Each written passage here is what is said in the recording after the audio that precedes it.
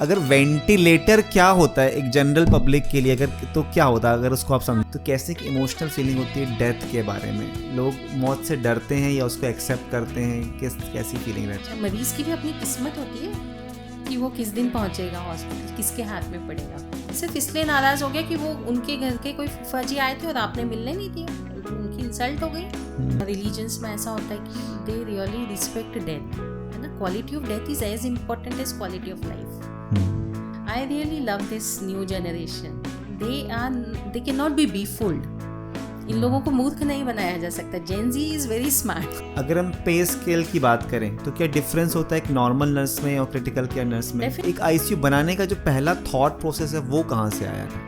ये world war 2 के समय की बात है। फ्लोरेंस नाइटिंगेल करके सिस्टर हुई, बहुत सीनियर नर्सिंग स्टाफ, तो एक वेंटिलेटेड पेशेंट को एक नर्सिंग स्टाफ ने, उसमें कोई दूसरा पेशेंट नहीं देखना चाहिए। क्या कभी जेंडर बायस आपने फील किया इस फील्ड में? जो आपको हायर कर रहा है, समटाइम्स दे सी फीमेल, उनको वो फीमेल के पीछे का पूरा बैगेज नजर आता है आपको जब हायर करते हैं। तो कैन यू गाइड हमारे जनरल पब्लिक को कि आप डॉक्टर से क्या क्वेश्चन पूछें अबाउट योर आईसीयू पेशेंट? ये बेस्ट क्वेश्चन है हमारे पॉडकास्ट का क्योंकि जब सही सवाल पूछेंगे तो जवाब मिलेगा सही। 70% का मतलब है कि अगर सेम कंडीशन के 100 पेशेंट एडमिट हैं तो उसमें से 30 बचेंगे, ना कि 70। बोलते हैं कि इस मरीज का विल पावर बहुत अच्छा था इसलिए वो रिकवर कर गया, बहुत गंभीर बीमारी में भी। तो एज ए इंटेंसिविस्ट क्या आप इसको देखते हैं कि विल पावर का रोल होता है पेशेंट की रिकवरी में? मतलब हमने ऐसे क्रिटिकल मरीज ठीक होते हुए देखे हैं। माँ और बीवी तो किसी को भी ठीक करवा के लेके जा सकते हैं। वो बोलते हैं ना, वो दे गिव, उनका जो डेडिकेशन होता है उसको ठीक करके लेके आने का, वो बहुत स्ट्रांग होता है। और आपको देखिए आईसीयू सर्विसेज आर एक्सपेंसिव, बचा ही नहीं तो खर्चे खत्म।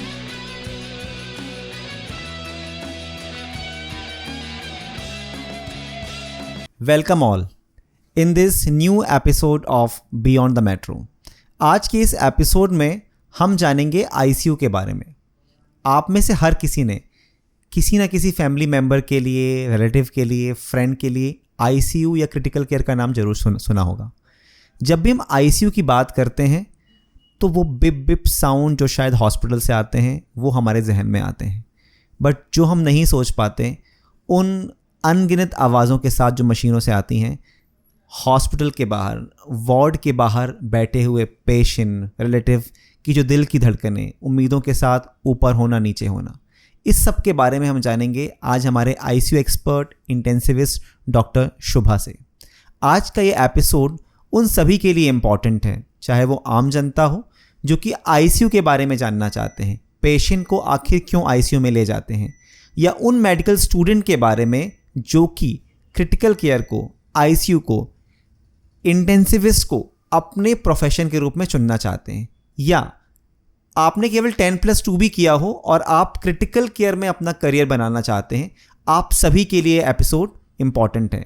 तो जुड़े रहिए लास्ट तक और हमें कमेंट करके बताइए कि ये एपिसोड आपको कैसा लगा। साथ ही हमारे चैनल को सब्सक्राइब कीजिए ताकि हम ऐसे ही एपिसोड आपके नॉलेज के लिए, आपके करियर के लिए बना सकें। Welcome Dr. Shubha to this episode of Beyond the Metro, which is based on ICU. Thank you Dr. Akshay, it's a pleasure to be here. कैसा लग रहा है मैम आपको इस पॉडकास्ट में आके? What are the vibes today? No, I really feel privileged and I am very happy and eager. हम definitely I am looking forward कि हम कितने अच्छे से जो भी ICU related challenges हैं, पेशेंट्स के इमोशंस हैं, रिलेटिव्स के इमोशंस हैं, उनको हम आगे अपने एपिसोड में और क्लियर कर सकें। तो मैम यूजुअली जब हम पॉडकास्ट स्टार्ट करते हैं तो बहुत लाइट क्वेश्चंस के साथ स्टार्ट करते हैं, बट सिंस ये आईसीयू या क्रिटिकल केयर है, ऑलरेडी इसमें बहुत सारा एड्रेनलिन रश भरा हुआ है। So will start with that adrenaline का रश, बिकॉज आम जनता के दिमाग में जब भी हम आईसीयू की बात करते हैं तो हमारी मूवीज़ ने, मीडिया ने एक ऐसा इमेज बना के रखा है कि जब भी हम सोचते हैं आईसीयू तो वो स्ट्रेचर पे ले जाते हुए पेशेंट, आईसीयू के मॉनिटर से आती हुई आवाज़, ब्लड प्रेशर जो फ्लक्चुएशंस हैं वो सब देखते हैं। And courtesy media all negative images जो भी आईसीयू के बारे में बनाई गई हैं। तो सबसे पहला क्वेश्चन मैं आपसे ये जानना चाहूँगा कि हम आईसीयू में अगर किसी पेशेंट को रखते हैं, क्या क्राइटेरिया होते हैं, किस कंडीशन में हम पेशेंट को आईसीयू में ले जाते हैं? देखिए डॉक्टर अक्षय, कोई भी बीमारी है तो उसका 3 तरह से इलाज हो सकता है। एलोपैथिक मेडिसिन की अगर हम बात करें तो, कि पेशेंट को या तो ओपीडी में हमने प्रिस्क्रिप्शन दे दिया और उसने टैबलेट्स खा लिया। दूसरा होता है कि उसको हॉस्पिटल में एडमिट करके इंजेक्शंस लगाना पड़ रहा है। और तीसरा होता है कि पेशेंट को बहुत क्लोज मॉनिटरिंग की ज़रूरत है। उसकी डिसीज़ इतनी सीवियर हो गई है, उसकी सीवियरिटी इतनी ज़्यादा है कि उसको हमको कंटिन्यूस मॉनिटरिंग करके, और मॉनिटरिंग की इसलिए आवश्यकता होती है कि आज अभी कुछ और है, थोड़ी देर में कुछ और हो जाएगा। तो कंटिन्यूस मॉनिटरिंग अगर पेशेंट की होगी तो हम उसको तुरंत आइडेंटिफाई करके अकॉर्डिंगली स्टेप्स ले सकते हैं। तो कोई भी बीमारी जब इतनी सीवियर हो जाए कि उसका असर ऑर्गन, उसके कारण ऑर्गन डिसफंक्शन हो जाए या ऑर्गन फेलियर हो जाए, तो उसको हम बोलते हैं क्रिटिकल केयर इलनेस। और जो डॉक्टर्स इस तरह के मरीज़ों को ट्रीट करने में स्पेशलिस्ट होते हैं उनको बोलते हैं इंटेंसिविस्ट या क्रिटिकल केयर मेडिसिन फिजिशियन। तो जैसे हार्ट है ना, आपको हार्ट अटैक आया, कार्डियोलॉजिस्ट ने देख लिया, बट हार्ट अटैक के कारण अगर हार्ट फेलियर हो गया, हार्ट की फंक्शन में कॉम्प्रोमाइज़ आ गया, तो ये पेशेंट को आईसीयू में रखना पड़ेगा। तो ऐसी बीमारी जो अभी उतनी सीरियस नहीं है बट आते कुछ समय में ऑर्गन डिसफंक्शन या ऑर्गन फेलियर में रिजल्ट कर सकती हो, उन पेशेंट्स को पहले से ही आईसीयू में रखा जाता है। किडनी का सपोज़ यूरिन इन्फेक्शन है, सिंपल इन्फेक्शन है, बट यूरिन इन्फेक्शन के कारण किडनी के ऊपर असर आने लग गया, किडनी डिसफंक्शन हो जाए या किडनी फेलियर में जाने लग जाए, इसी तरह लिवर फेलियर में जाने लग जाए, ब्रेन फेलियर में जाने लग जाए, या इनके डिसफंक्शंस हो जाए। तो ग्रॉसली अगर हम बोलें, एक या एक से अधिक ऑर्गन डिसफंक्शन जिस भी मरीज़ को हो रहा है, ब्लड इतना लॉस हो जाए कि उसके कारण जो ऑक्सीजन बॉडी में पहुंचना चाहिए वो ना पहुंच पाए, तो ब्लड भी एक टिश्यू है। तो इस तरह से कोई भी ऑर्गन का डिसफंक्शन अगर हो रहा है या फिर वो फेलियर में हो रहा है, तो इस तरह के मरीज़ों को हमको आईसीयू में रखना पड़ता है और उनकी कंटिन्यूस मॉनिटरिंग करके समय समय पर उसमें स्टेप्स लेने पड़ते हैं ट्रीटमेंट के लिए। मैम, जब भी पेशेंट जो कि हॉस्पिटल में होता है और उसके रिलेटिव, जब भी उससे बोला जाता है कि अब पेशेंट को आईसीयू में शिफ्ट करने की ज़रूरत है, ये ऐसे आप ले जाइए, तो सबसे पहले ये क्वेश्चन मार्क आता है कि क्या वाकई में इसको आईसीयू में शिफ्ट करना है या इसके पीछे कोई स्कैम या कुछ और तरह की चीज़ें हैं। तो एक पेशेंट के नज़रिए से या उसके रिलेटिव जो कि डिसीजन मेकर हैं, वो कैसे डिसाइड करे कि उसे कंसेंट देनी कि नहीं, हाँ आप पेशेंट को आईसीयू में शिफ्ट कर लो, ऐसी कोई क्राइटेरिया या मार्क्स हैं? देखिए, पेशेंट को आईसीयू में जैसे ही रखने के लिए कोई भी डॉक्टर बोलता है, तो in general there is a insecurity in the minds of relatives कि 2 तरह का इनसिक्योरिटी रहता है। एक तो फाइनेंशियल बर्डन आ जाएगा। देखिए, आप अगर फाइनेंशियल बर्डन हटा दीजिए तो हर मरीज़ चाहेगा कि हमको आईसीयू में रख लीजिए मॉनिटर्ड एनवायरनमेंट में। हर कोई चाहेगा कि हमारी और बेटर मॉनिटरिंग हो जाए, आप वार्ड में मॉनिटर लगा दीजिए। तो फाइनेंसेस एकदम बढ़ जाते हैं आईसीयू एडमिशन में। सो दैट इज़ वन हेजिटेशन। दूसरा ये है कि वो कैसे माने कि डॉक्टर जो बोल रहा है वो सही बोल रहा है। जी। तो देखिए, आप क्लिनिक पे भी जाते हैं, डॉक्टर को दिखाते हैं, तो हमारे प्रोफेशन में और दूसरे प्रोफेशंस में सबसे बड़ा डिफरेंस यही है कि जैसे कोई बीमार होना नहीं चाहता, कोई दवाई लेना नहीं चाहता, गाड़ी हर कोई चलाना चाहता है। रोड पे गाड़ी चला रहे हैं, एक्सीडेंट हो सकता है, डेथ हो सकती है, दूसरे का एक्सीडेंट हो सकता है, हमारी गाड़ी से उसकी डेथ हो सकती है, बट क्योंकि वो हम खुद पूरी तरह से करना चाहते हैं और उसमें हमारा 100% डिसीजन है, तो उसकी रिस्पॉन्सिबिलिटी हमारे ऊपर है। बट जब हम डॉक्टर से जा रहे हैं तो डॉक्टर ने जो दवाई लिखी है वो उसका डिसीजन है, वो हमारा डिसीजन नहीं है। हमारा डिसीजन बस ये कि ये जो लिखेगा वो हमको खानी है। बिल्कुल। So there is a joint decision making, directly और इनडायरेक्टली। तो इसलिए हम हमारे प्रोफेशन में हम ये नहीं बोल सकते कि सारी रिस्पॉन्सिबिलिटी पेशेंट की है या रिलेटिव्स की है। It is always a joint responsibility. भले ही वो लीगल रिस्पॉन्सिबिलिटी ना हो बट मॉरल रिस्पॉन्सिबिलिटी है। तो जब भी हम मरीज़ को बोल रहे हैं कि आपको आईसीयू की ज़रूरत है, तो इसमें सबसे इम्पॉर्टेंट रोल जो आता है वो कम्युनिकेशन का आता है जी। कि आप उनको पहले मैं आपको टेक्निकली बताती हूँ कि there are ICU admission criterias. हाँ मैडम, ये बहुत इंपॉर्टेंट है कि क्योंकि अगर क्राइटेरिया है तो वो यूनिफॉर्म होंगे, वो चाहे एक हॉस्पिटल में हो या दूसरे हॉस्पिटल में, डिफरेंट सिटीज़ में। तो basically NABH is one body जो क्वालिटी कंट्रोल देखती है हॉस्पिटल्स का। तो उन्होंने कुछ गाइडलाइंस दिए हैं कि भाई these are the admission criterias, और वो कोई ऐसे आउट ऑफ द वर्ल्ड नहीं प्रकट हुए हैं, वो वही हैं जो हम क्लिनिशियंस जानते हैं कि भाई कोई भी ऐसे साइंस या सिम्टम्स जिससे ये पता चले कि ऑर्गन फेलियर की तरफ चल चुका है या ऑर्गन फेल हो चुका है जी, या ऑर्गन फेल होने वाला है या हो सकता है जी जी। तो ये हो सकता है कि प्रोबेबिलिटी का मतलब ये होता है कि ऐसी कंडीशन जिसमें पेशेंट को मॉनिटरिंग की ज़रूरत है, क्योंकि कभी भी फेल होने की उम्मीद बन सकती है, तो we should identify it early. तो ICU एडमिशन क्राइटेरिया में आता है when patient needs close monitoring is one of the ICU admission criteria. Second आता है कि कोई भी ऑर्गन फेल हो रहा है, तो फेल हो रहा है तो उसके आपको सारे क्लिनिकल साइंस एंड सिम्टम्स दिखेंगे। आप बोलें तो मैं डिटेल में बताती हूँ। आप कोई एक अगर एग्जांपल, हाँ, जैसे लोगों को किडनी या हार्ट के बारे में लोग ज़्यादा क्यूरियस रहते हैं कि किडनी फेल हो गई, हार्ट फेल, तो कोई ऐसा सिम्टम कि जिसको देख के रिपोर्ट्स में या डॉक्टर से बात करके पेशेंट समझ सके, आम जनता समझ सके। जो मेन वाइटल जो है ना वो रिफ्लेक्शन है बॉडी की इनर हेल्थ का। तो पल्स रेट कम हो जाना, ज़्यादा हो जाना, मतलब धड़कन दिल की कम हो जाना, ज़्यादा हो जाना, BP कम हो जाना, ज़्यादा हो जाना, और उसका असर ऑर्गन्स पे दिखने लग जाना। वो कैसे दिखता है? एक कोई ऐसा सिम्टम कि जैसे ब्लड प्रेशर कम हो रहा है तो उसका जैसे कैसा बढ़ रहा है पेश, हाँ, है ना, सपोज BP बहुत बढ़ गया जी, मरीज को हेडेक होने लग गया है, ओके, है ना, ये कॉमन सिम्टम है कि हेडेक होता है BP बढ़ने पे। तो हेडेक क्यों हो रहा है? Because it is affecting your brain, या आपको ड्राउजी लग रहा है या लेथार्जिक लग रहा है, तो it is affecting the organ systems, that is why it is happening.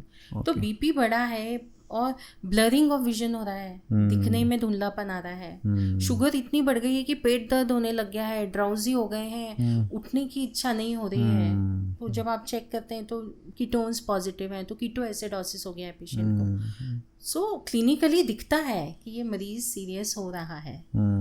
It's only when you identify it और when you accept it. More than identifying, it is a matter of acceptance कि patient और relative से समझे कि मरीज गंभीर हो रहा है। आप ये नहीं बोल सकते कि बस 2 दिन से इन्होंने खाना नहीं खाया, ओके, है ना, सपोज बस कल रात से इनको 50-60 लूज मोशंस हो गए, तो पेशाब नहीं गए हैं, पेशाब नहीं गए हैं, है ना, इतनी सी पेशाब बनी है, तो बॉडी चिल्ला चिल्ला के बोल रही होती है कि मुझे ये हो रहा है, मुझ पे ध्यान दो, मुझ पे ध्यान दो, I need your attention. But yes, so overall ma'am जो प्राइमरी डिस्कशन उससे समझ में आया कि क्रिटिकल केयर एक ऐसी चीज़ है कि आप इजीली आप असेस कर सकते हैं, जो रिलेटिव्स हैं वो भी कर सकते हैं क्लियरली। और अगर हम एक फाइनेंशियल बर्डन हटा दें कि अगर जो आपने बहुत एक मुझे कैची पॉइंट लगा कि अगर हम ये सोच दें कि ICU की फाइनेंशियल रिस्पॉन्सिबिलिटी आपकी नहीं है, अगर वो आपके इंश्योरेंस में कवर्ड है, लेट्स से योजनाओं में कवर्ड है, तो शायद इतना रेजिस्टेंस नहीं रहा। हर कोई चाहेगा कि मेरी एक अच्छे से केयर हो। एक और पॉइंट भी अक्षय, और एक बार इनिशियल हेजिटेंस के बाद भी अगर पेशेंट ICU में आए और रिकवरी होने लग जाए, वो दिखता है रिलेटिव्स को, पेशेंट को खुद को अच्छा लगता है। आज पेशेंट क्रिटिकल है, drowsy, lousy, sleeping in the bed, अगले दिन आप you do certain interventions, he is more alert, more talkative, there is a smile on his face, suppose, है ना। तो once it happens ना, sometimes even after the financial burden also people will wish to stay। हम बोलते हैं shift कर देते हैं आज वार्ड में, बोलते नहीं आपको चाहिए तो 1-2 दिन और ICU में रखिए। तो it also happens, it is not always negative कि हम हमेशा रिलेटिव्स को बोल रहे हैं आप ICU में रखिए और वो हमेशा मना कर रहे हैं। रिवर्स ऑल्सो हैपन्स, कई टाइम होता है। अगर हम अगर हम अपने पर्सनल एक्सपीरियंस की बात करें, तो डॉक्टर अगर बोलता है कि भाई आप इनको शिफ्ट करो, तो हम एज ए रिलेटिव बोलते हैं कि नहीं, अगर आपको ज़रूरत है आप 1-2 दिन और रख लीजिए। तो बट ये कोई चीज़ें बताता नहीं है ना। Ultimately media is the reflection of society. तो जहाँ हम नेगेटिविटी बताते हैं, ये पॉजिटिव चीज़ें भी रिफ्लेक्ट होनी चाहिए। तो coming on to media, I will quote few scenes from few movies, like organ transplantation हुआ है और जिसके दिल में, जिसको वो हार्ट मिला है ना रिसिपिएंट, उसको उसके लिए धड़कन हो रही है, जिसको जो डोनर था उसको जिससे प्यार था उसको देख के इसके दिल में धड़क रही। तो I will tell you, it does not happen like that in medical world, it does not happen. तो Bollywood, one more very famous actor, I would not like to name him, कि वो आ रहे हैं एक डेड बॉडी, बोल रहे हैं कि ये डेड बॉडी है, और हमारे दूसरे हॉस्पिटल में तो इसको डेड डिक्लेयर कर दिया, तो इन्होंने एडमिशन कर लिया, वेंटिलेटर पे रख लिया और पैसा बनाना चाहते हैं। तो ऐसा भी नहीं होता है। तो मैम क्यों ये जो आपने बताया है, हाँ। ये तो बहुत कॉमन है। हम न्यूज़पेपर्स हैं, मीडिया है, न्यूज़ चैनल, हर किसी में बताते हैं कि पेशेंट डेड था, तब भी डॉक्टर ने या हॉस्पिटल ने पैसा बनाने के लिए डेड बॉडी को 72 आवर्स वेंटिलेटर पर रखा गया। एंड वेंटिलेटर एक ऐसी चीज़ है, like everybody wants to know कि what is the truth behind this. अगर आप इसको एक्सप्लेन कर पाएँ। See this is very sensitive topic. सबसे पहले वेंटिलेटर हुआ, हीमोडायलिसिस हुआ, इंट्रा आर्टीरियल बलून पंप हुआ, वेंट्रिकुलर असिस्ट डिवाइस हुआ, these are all organ support system. ECMO हुआ। मैम अगर मैं आपको थोड़ा सा रोक रहा हूँ, अगर वेंटिलेटर क्या होता है एक जनरल पब्लिक के लिए, अगर तो क्या होता है, अगर उसको आप समझाना। मैं बताना चाहती हूँ। तो ऑर्गन सपोर्ट सिस्टम होते हैं ये सब। Ventilator, hemodialysis, ECMO, intra arterial balloon pump, all ventricular assist devices, these are all organ support system. जैसे हमने देखा कि जब भी कोई ऑर्गन डिसफंक्शन है या ऑर्गन फेलियर में है, तो आप क्या करोगे? बॉडी हील अपने आप होगी, कोई भी ऑर्गन डैमेज हो तो वो अपने आप होगा, पर उसका काम तब तक कौन करेगा? क्योंकि वो काम ज़रूरी है ना। आज अगर किडनी काम नहीं कर रही तो कौन करेगा उसका काम? टॉक्सिन्स तो इकट्ठे हो रहे हैं, every moment they are getting generated in the body and getting accumulated. तो वो कौन करेगा फिर? तो इन जो ऑर्गन डिसफंक्शन है या जो ऑर्गन फेल हो रहा है, उसको टेम्पररीली या परमानेंटली हमको रिप्लेस करना पड़ता है किसी और चीज़ से। तो जैसे हम किडनी की बात करें, अगर किडनी फेल है तो उसका हीमोडायलिसिस जैसे हम करते हैं, लाइक वही अदर ऑर्गन के लिए भी ऐसे सिस्टम रहते हैं। अगर फेफड़े नहीं काम कर रहे हैं, अब फेफड़े नहीं काम कर रहे हैं का मतलब बहुत बड़ा है कि ब्रेन से जो सिग्नल्स आ रहे हैं वो सफिशिएंट नहीं है सांस लेने के लिए, फेफड़ों में प्रॉब्लम है, ये जो फेफड़े जिस चेस्ट वॉल के अंदर है उसमें प्रॉब्लम है। तो ये कोई भी प्रॉब्लम है जिसमें सांस लेने का काम उस तरह से नहीं हो रहा है, उतना एडिक्वेटली नहीं हो रहा है या बिल्कुल नहीं हो रहा है, उस केस में हमको वेंटिलेटर लगाना पड़ता है। तो वेंटिलेटर एक ऐसी मशीन है जो हम सांस ले रहे हैं वो उस तरह से सांस देती है, और जो हम सांस छोड़ते हैं वैसे सांस छोड़ती है मशीन में। तो ये सांस लेने और छोड़ने का काम हम एक मशीन के द्वारा करवाते हैं जिसको वेंटिलेटर कहते हैं। अब वेंटिलेटर लगाने के बहुत सारे तरीके भी होते हैं, पर ये समझना ज़रूरी है कि अगर मरीज़ वेंटिलेटर पे गया मतलब अब गया ही, ऐसा नहीं है, है ना। वेंटिलेटर एक टेम्पररी मेजर है। अगर उतने समय में बॉडी हील कर लेगी, जो उसकी डिसीज़ थी अगर उसमें ठीक होने की क्षमता होगी तो वो ठीक हो जाएगा और मरीज़ धीरे धीरे वेंटिलेटर से बाहर आ जाएगा। और बहुत मरीज़, आज एक नहीं लाखों मरीज़ ऐसे हैं जिनको कभी ना कभी वेंटिलेटर लगा है, now they are living a healthy life. But कुछ सिचुएशंस ऐसी होती हैं कि now whatever amount of work you do they will not survive and the patient is on ventilator now. Ma'am ऐसे कितने परसेंटेज होता है, अगर हम एक वेंटिलेटर की बात करें कि पेशेंट को वेंटिलेटर में किया तो सर्वाइवल रेट जितने लोग सर्वाइव कर पाते हैं वर्सेस जो नहीं सर्वाइव कर पाते, is there any data? Not specifically related to ventilator but it is related to the disease for which ventilator is applied. बहुत सारे पेशेंट हैं, कुछ बीमारियों में वेंटिलेटर लगाने से जो उनकी बेसिक बीमारी होती है वो ठीक हो जाती है, मरीज़ ठीक हो जाता है। बट अगर ब्रेन ही नहीं फंक्शन कर रहा है तो फिर आप कैसे करेंगे support? Coming back to my question, जो कि था कि जो यही जो न्यूज़ आती हैं कि पेशेंट डेड था तब भी वेंटिलेटर पर रखा गया, एक आम पब्लिक कैसे समझेगी कि लाइक इसको ज़रूरत थी वेंटिलेटर की, ज़बरदस्ती नहीं लगाया गया? तो देखिए इसके लिए एक डेफिनेशन आई है जिसको बोलते हैं brain dead. Okay a patient is brain dead. तो पहले उसके लिए समझना है कि डेथ क्या होती है जी, है ना। तो डेथ इज समथिंग मेडिकली, मतलब हम मेडिकली डेथ जब बोलते हैं जब हार्ट पंप करना बंद कर देता है। Okay that is death. It is the only symptom या no, that is the final sign that is final thing which happens. When that happens we say that patient is dead now. Okay patient is certified, we will मतलब okay but उसके पहले बहुत सारी चीज़ें होती हैं, मतलब इसके पहले बहुत सारी स्टेजेस हैं। अच्छा, कि उसके पहले क्या क्या हो सकता है जी। हो सकता है कि हार्ट बहुत कम काम कर रहा हो, बट काम कर रहा है और हमको पता है कि ये वापस ठीक नहीं हो पाएगा, पर फिर भी जब तक मरीज़ का हार्ट चालू है, एक डॉक्टर मरीज़ को डेथ डिक्लेयर नहीं कर सकता है। ओके। किसी भी हालत में हम उसको डेथ नहीं बोल सकते, भले ही उसके बाकी ऑर्गन सिस्टम ना काम कर रहे हों, वो कॉन्शियस ना हो। हाँ, so I will come to that point. तो क्या होता है कि जब हम बहुत सारे, भाई कोई मरीज़ ऑर्गन सपोर्ट सिस्टम पे है, जैसा कि हमने बोला मरीज़ वेंटिलेटर पे है जी। अब वेंटिलेटर पे है, क्यों है? क्योंकि उसको सिवियर ब्रेन इंजरी हुई थी, है ना, ब्रेन इंजरी हुई थी, सांस नहीं ले पा रहा था, तो मशीन पे डाल दिया और अब उसका अपना सांस है ही नहीं, अपना सांस है ही नहीं। और भी बहुत सारे साइंस होते हैं जिसमें हम बोलते हैं कि नाउ ब्रेन इज़ डेड, तो वो उसके लिए बहुत सारे क्राइटेरियाज हैं, वो क्राइटेरियाज हमको देखने पड़ते हैं, वो क्राइटेरियाज टिक करते हैं, स्पेशल टीम आती है जो बोलती है कि ये ब्रेन डेथ है। पर कोई भी डॉक्टर जो क्वालिफाइड है उसको पता होता है कि ये मरीज़ ब्रेन डेड हो गया है।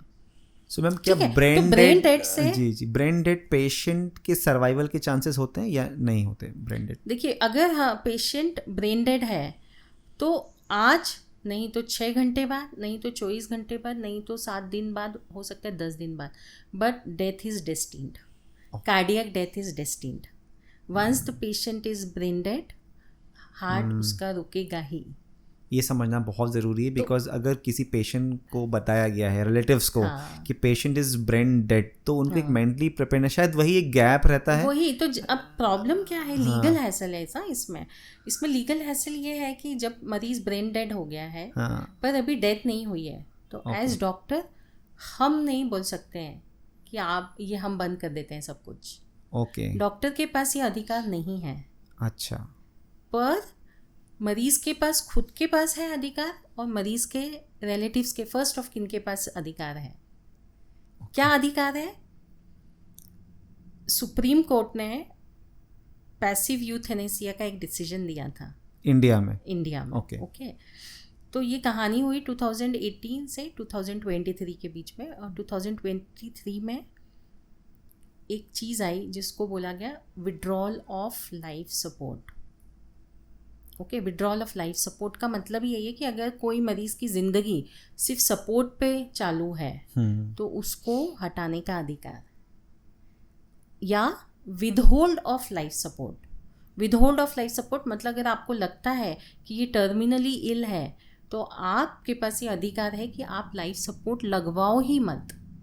ओके, तो जैसे टर्मिनली इल, कैंसर पेशेंट है, टर्मिनली इल है, आपके डॉक्टर ने बोला है टर्मिनली इल है, तो you have all the right to ask for end of life care, EOL, end of life care. तो ये 2023 में ये रूल आया है? ये 2023 में थोड़ा सरलीकरण हुआ है इसका, सिंप्लीफाइड हुआ है। Okay, initially it was very difficult कि आपको लिटरली जैसे केस लड़ते ना उस तरह से आपको कोर्ट से परमिशन लेके आनी पड़ती थी, तो कोई भी किसी के लिए भी पॉसिबल नहीं था वो करना। तो ये चीज़ रियलाइज की गई कि क्यों हम ये नहीं कर पा रहे हैं, तो उन्होंने थोड़ा सा सिंप्लीफाई किया है कि हॉस्पिटल चाहे तो अपने हॉस्पिटल में एक पॉलिसी बना सकते हैं जिसको बोलते हैं EOL पॉलिसी। उसमें एक प्राइमरी बॉडी होगी, सेकेंडरी बॉडी होगी, उसमें आपको मजिस्ट्रेट जो होगा फर्स्ट क्लास उसको आपको इंटीमेशन देना पड़ेगा और फिर आप you can go ahead. But it is not that simple. Family से बात की जाती है, मरीज़ की कंडीशन बताई जाती है, ऑलमोस्ट 6 डॉक्टर्स की टीम, प्राइमरी बॉडी में 3 डॉक्टर, सेकेंडरी बॉडी में 3 लोग, सब देख के डिसाइड करते कि हाँ इसको EOL के लिए we can go ahead with EOL। तो फिर मजिस्ट्रेट से परमिशन के लिए उनको इंटीमेट किया जाता है। ओके, पहले ऐसा होता था कि जब तक परमिशन नहीं आएगी नहीं कर सकते हैं, इंटीमेट भी नहीं कर सकते हैं। नहीं, आपको मतलब इंटीमेट करना है, परमिशन लेना है, फिर आप शुरू कर पाएंगे। तो आज हमने शुरू किया, 48 घंटे में सेकेंडरी बॉडी देखेगी, फिर 48 घंटे में मजिस्ट्रेट को जो भी इंफॉर्मेशन था कोर्ट को, फिर वहाँ से जब भी, तो वो 8-10 दिन तो हो जाएंगे ना उस प्रोसीजर में। तो उसको थोड़ा सा सिंप्लीफाई करके किया गया है कि आप चाहें तो अपने हॉस्पिटल में EOL पॉलिसी बना सकते हैं, एंड ऑफ लाइफ केयर। ये हर हॉस्पिटल बना सकता है? ये हर हॉस्पिटल बना सकता है, पर आपकी पॉलिसी डिफाइंड होना चाहिए, वो सारे जो उनका पाथवे है वो वेल फॉर्मुलेटेड होना चाहिए, और रिलेटिव से आप डेफिनेटली डिस्कशन कर सकते हैं। So it has become easier, it's only that we have to implement it on a larger scale now. So that ये जो था ना कि हमारे मरीज को ज़बरदस्ती वेंटिलेटर पे रख रखा है, देखिए डॉक्टर्स ने ज़बरदस्ती वेंटिलेटर पे नहीं रख रखा है। डॉक्टर्स का काम है कि जब तक कार्डियक डेथ ना हो मरीज का ट्रीटमेंट करे। उसके पास ना ये अधिकार है और ना उसके पास ये सहूलियत है। जो भी सहूलियत है और जो भी अधिकार है या तो मरीज़ के पास खुद के पास है या फिर मरीज़ के रिलेटिव्स के पास है। तो इसी में एक और पॉइंट जो आता है अभी जो आ गया है, एडवांस मेडिकल डायरेक्टिव्स। जब आप जिंदा हो, जब आप कॉन्शियस हो, जब आप सब समझ रहे हो, तभी अपना एक डॉक्यूमेंट बना लीजिए कि मेरे साथ अगर ऐसा ऐसा कुछ हो तो मुझे ये सपोर्ट सिस्टम पे नहीं लगाना है, ये नहीं करना है, ये नहीं करना है, मुझे डायलिसिस नहीं करवाना है, मुझे वेंटिलेटर पे नहीं रखना है। Then it becomes easier for relatives also to take the decision. Ma'am is it like medical will, जैसे लोग अपनी प्रॉपर्टी की विल बनाते हैं उस तरह का एक सिस्टम? बिल्कुल बिल्कुल। जब आप अपनी प्रॉपर्टी की विल बना रहे हो, which is a matter, why don't you take care of, why aren't you making a will for your own body? तो just to make it simplify, ma'am ये समझाना चाह रहे हैं कि आप जब स्वस्थ हैं आप उस समय अपना एक मेडिकल विल बना सकते हैं कि कभी खुदा ना खास्ता, भगवान ना चाहे ऐसा कभी हो, बट अगर कभी हो जाता है कि आप ऐसी कंडीशन में पहुंच जाएं जहां शायद आप खुद के डिसीजन ना ले पाएँ अपने हेल्थ को लेके, तो ये रिलेटिव्स के ऊपर, फैमिली मेम्बर्स के ऊपर भी बर्डन रहता है कि भाई हम क्या डिसाइड करें, बिकॉज वो आपके बिहाफ पे डिसीजन ले रहे होते हैं कि भाई इन्हें आईसीयू में रखें, कब तक सपोर्ट सिस्टम में रखना है। Then you can make will, आप अपनी लाइफ को कैसे आगे ले जाना चाहते हैं। और here comes the role of communication also. जी, communication in critical care is very important. See हमको ये बात बतानी चाहिए जब भी मैम इसको थोड़ा एक आपको एग्जाम्पल बताएं कि कम्युनिकेशन की बात हर कोई करता है बट शायद रिलेटिव्स उसको समझ नहीं पाते, या वो उसका उस समय स्टेट ऑफ माइंड ऐसा नहीं होता कि वो नहीं समझते। कुछ एक एग्जाम्पल दे पाएं कि? मैं बहुत सिंपल एग्जाम्पल देती हूँ। आप ओपीडी में बैठे हैं, आपने बोला कि हॉस्पिटल में जाके एडमिट हो जाइए। जी, दूसरा तरीका है इसको, आपको इंजेक्शंस लगा के इलाज की आवश्यकता है और ये इंजेक्शन हॉस्पिटल में एडमिट होके ही लग सकते हैं। So you take the responsibility. जब मैं बोल रही हूँ एज ए डॉक्टर, जब मैं बोल रही हूँ कि आप हॉस्पिटल में जाके एडमिट हो जाइए, तो आपने अपने ऊपर ऑटोमेटिकली ले ली रिस्पॉन्सिबिलिटी पूरी। So you have to make a shared decision. आपको हमेशा रिलेटिव्स को इन्वॉल्व करना है डिसीजन मेकिंग में। We can guide them to take the right decision for them, but it is those people who have to take the decision. Suppose मरीज ventilator पे है ना, कोई आता है agitated, and you have to empathize with their agony, है ना। आपको उनके भावनात्मक जो टर्मोइल चल रहा होता है, इमोशनल टर्मोइल, उससे हमको एम्पेथाइज करना पड़ता है कि यस, अगर कोई का बेटा मर रहा है तो वो हो सकता है कि वो आपकी हर बात पे डाउट करे, तो you have to accept it. मतलब आपको सुनना पड़ेगा पहले, what all is there in their mind. आप उनसे एकदम डायरेक्ट क्वेश्चन पूछिए कि क्या, आप एग्जैक्टली बताइए क्या प्रॉब्लम है, क्या डाउट है मन में। तो हमको डायरेक्ट पूछना चाहिए उनसे कि हम हैं आपकी प्रॉब्लम दूर करने के लिए, और हम लोग भी बहुत मेहनत कर रहे हैं उसको बचाने के लिए, और जितना आपके ऊपर रिस्पॉन्सिबिलिटी उतनी ही हमारे ऊपर भी रिस्पॉन्सिबिलिटी है, पर आपके ऊपर भी है responsibility. And tell us, share with us. तो जब हम इस तरह से एक माहौल बनाते हैं, उनसे बात, उनको समझना पड़ता है। देखिए दोनों तरह से समझना पड़ता है, चारों तरह से समझना पड़ता है एक्चुअली। आपको इमोशनली समझना पड़ता है, आपको स्पिरिचुअली समझना पड़ता है, रिलीजियसली, आपको फाइनेंशियली समझना पड़ता है, आपको सोशली समझना पड़ता है। समटाइम्स यू विल सी कि कोई सिर्फ इसलिए नाराज़ हो गया कि वो उनके घर के कोई फूफा जी आए थे और आपने मिलने नहीं दिया, तो उनकी इंसल्ट हो गई। तो दिस इज़ वेरी मीनियर कि ठीक है, अगर उनके कोई स्पेशल, जिनको वो स्पेशल मानते हैं, अगर वो आए हैं मिलने ऑड टाइमिंग में, those are not visiting hours of ICU, don't create a fuss, just try to understand it is important for them. वो उनके कहने पे आगे का निर्णय लेने वाले हैं। दूसरा, जब भी हम बात कर रहे हैं तो ये डायरेक्ट पूछें आप कौन हैं उसके, क्योंकि उसका जवाब देते समय उनको समझ आ जाता है कि हम कितने रिस्पॉन्सिबल हैं। जैसे आपने पूछा आप कौन है रिलेटिव का, आप बोलेंगे मैं उसके मामा का भाई हूँ, मामा का फ्रेंड हूँ, तो उसको जवाब देते समय समझ आ जाएगा कि मुझे ये पूछने का ही अधिकार नहीं है। तो फिर हम बोलते हैं हमने उनके पहले जो लोग हैं, जो क्लोज रिलेटिव्स, उनको सब बताया है, फिर भी आप समझना चाहते हैं तो हम बताते हैं। So you so have much to of moral responsibility, ma'am. Like Yes, I and literally have goosebumps that कि क्रिटिकल केयर जो एक्सपर्ट डॉक्टर्स होते हैं वो एक क्लिनिकल स्किल के अलावा कितने रूप से भावनात्मक झंझावातों से भी गुजरते हैं फॉर एवरी पेशेंट. और society should know this. I think media को मुझे लगता है ज़्यादा से ज़्यादा इंटेंसिव इससे मिलना चाहिए और ये पार्ट लोगों के सामने आना चाहिए कि जिस तरह से आपका एक जुड़ाव पेशेंट के लिए ऑब्वियसली वो रहेगा ही, बट एक डॉक्टर केवल आपसे क्लिनिकली नहीं जुड़ा, वो आपके फाइनेंस के बारे में सोच रहा है, आपके इमोशंस के बारे में सोच रहा है, आपके धार्मिक जो जुड़ाव है उन सब के बारे में सोचता है. Sorry to interrupt. देखिए कुछ रिलीजन्स में ऐसा होता है कि दे रियली रिस्पेक्ट डेथ, है ना. Quality of death is as important as quality of life. तो कुछ कम्युनिटीज़ के लिए it is very easy for us to like they understand it कि if somebody is dying let him die in peace. तो sometimes they are very easy to get convinced कि okay if nothing good can be done let's do good in some other way. अगर इस तरह से कुछ अच्छा नहीं हो सकता है तो कुछ और तरह से अच्छा करते हैं. तो हमको उनका रिलीजन का क्या, किस तरह से वो सोचते हैं, उनका धार्मिक ये क्या है, जो थिंकिंग है, धार्मिक विचार क्या रखते हैं वो भी समझना चाहिए. सोशल स्टेटस क्या है उनका. कई बार आप किसी का इंतज़ार कर रहे हो तो आप रखना चाहते हो वेंटिलेटर पे, या फिर इकोनॉमिकली आप कैसे हैं. तो बहुत सारी चीज़ें, आपका अपना इंटेलेक्ट क्या है, आपकी अपनी विचारधारा क्या है, आपकी अपनी विचारधारा क्या आप उसके ऊपर लगा सकते हो क्या.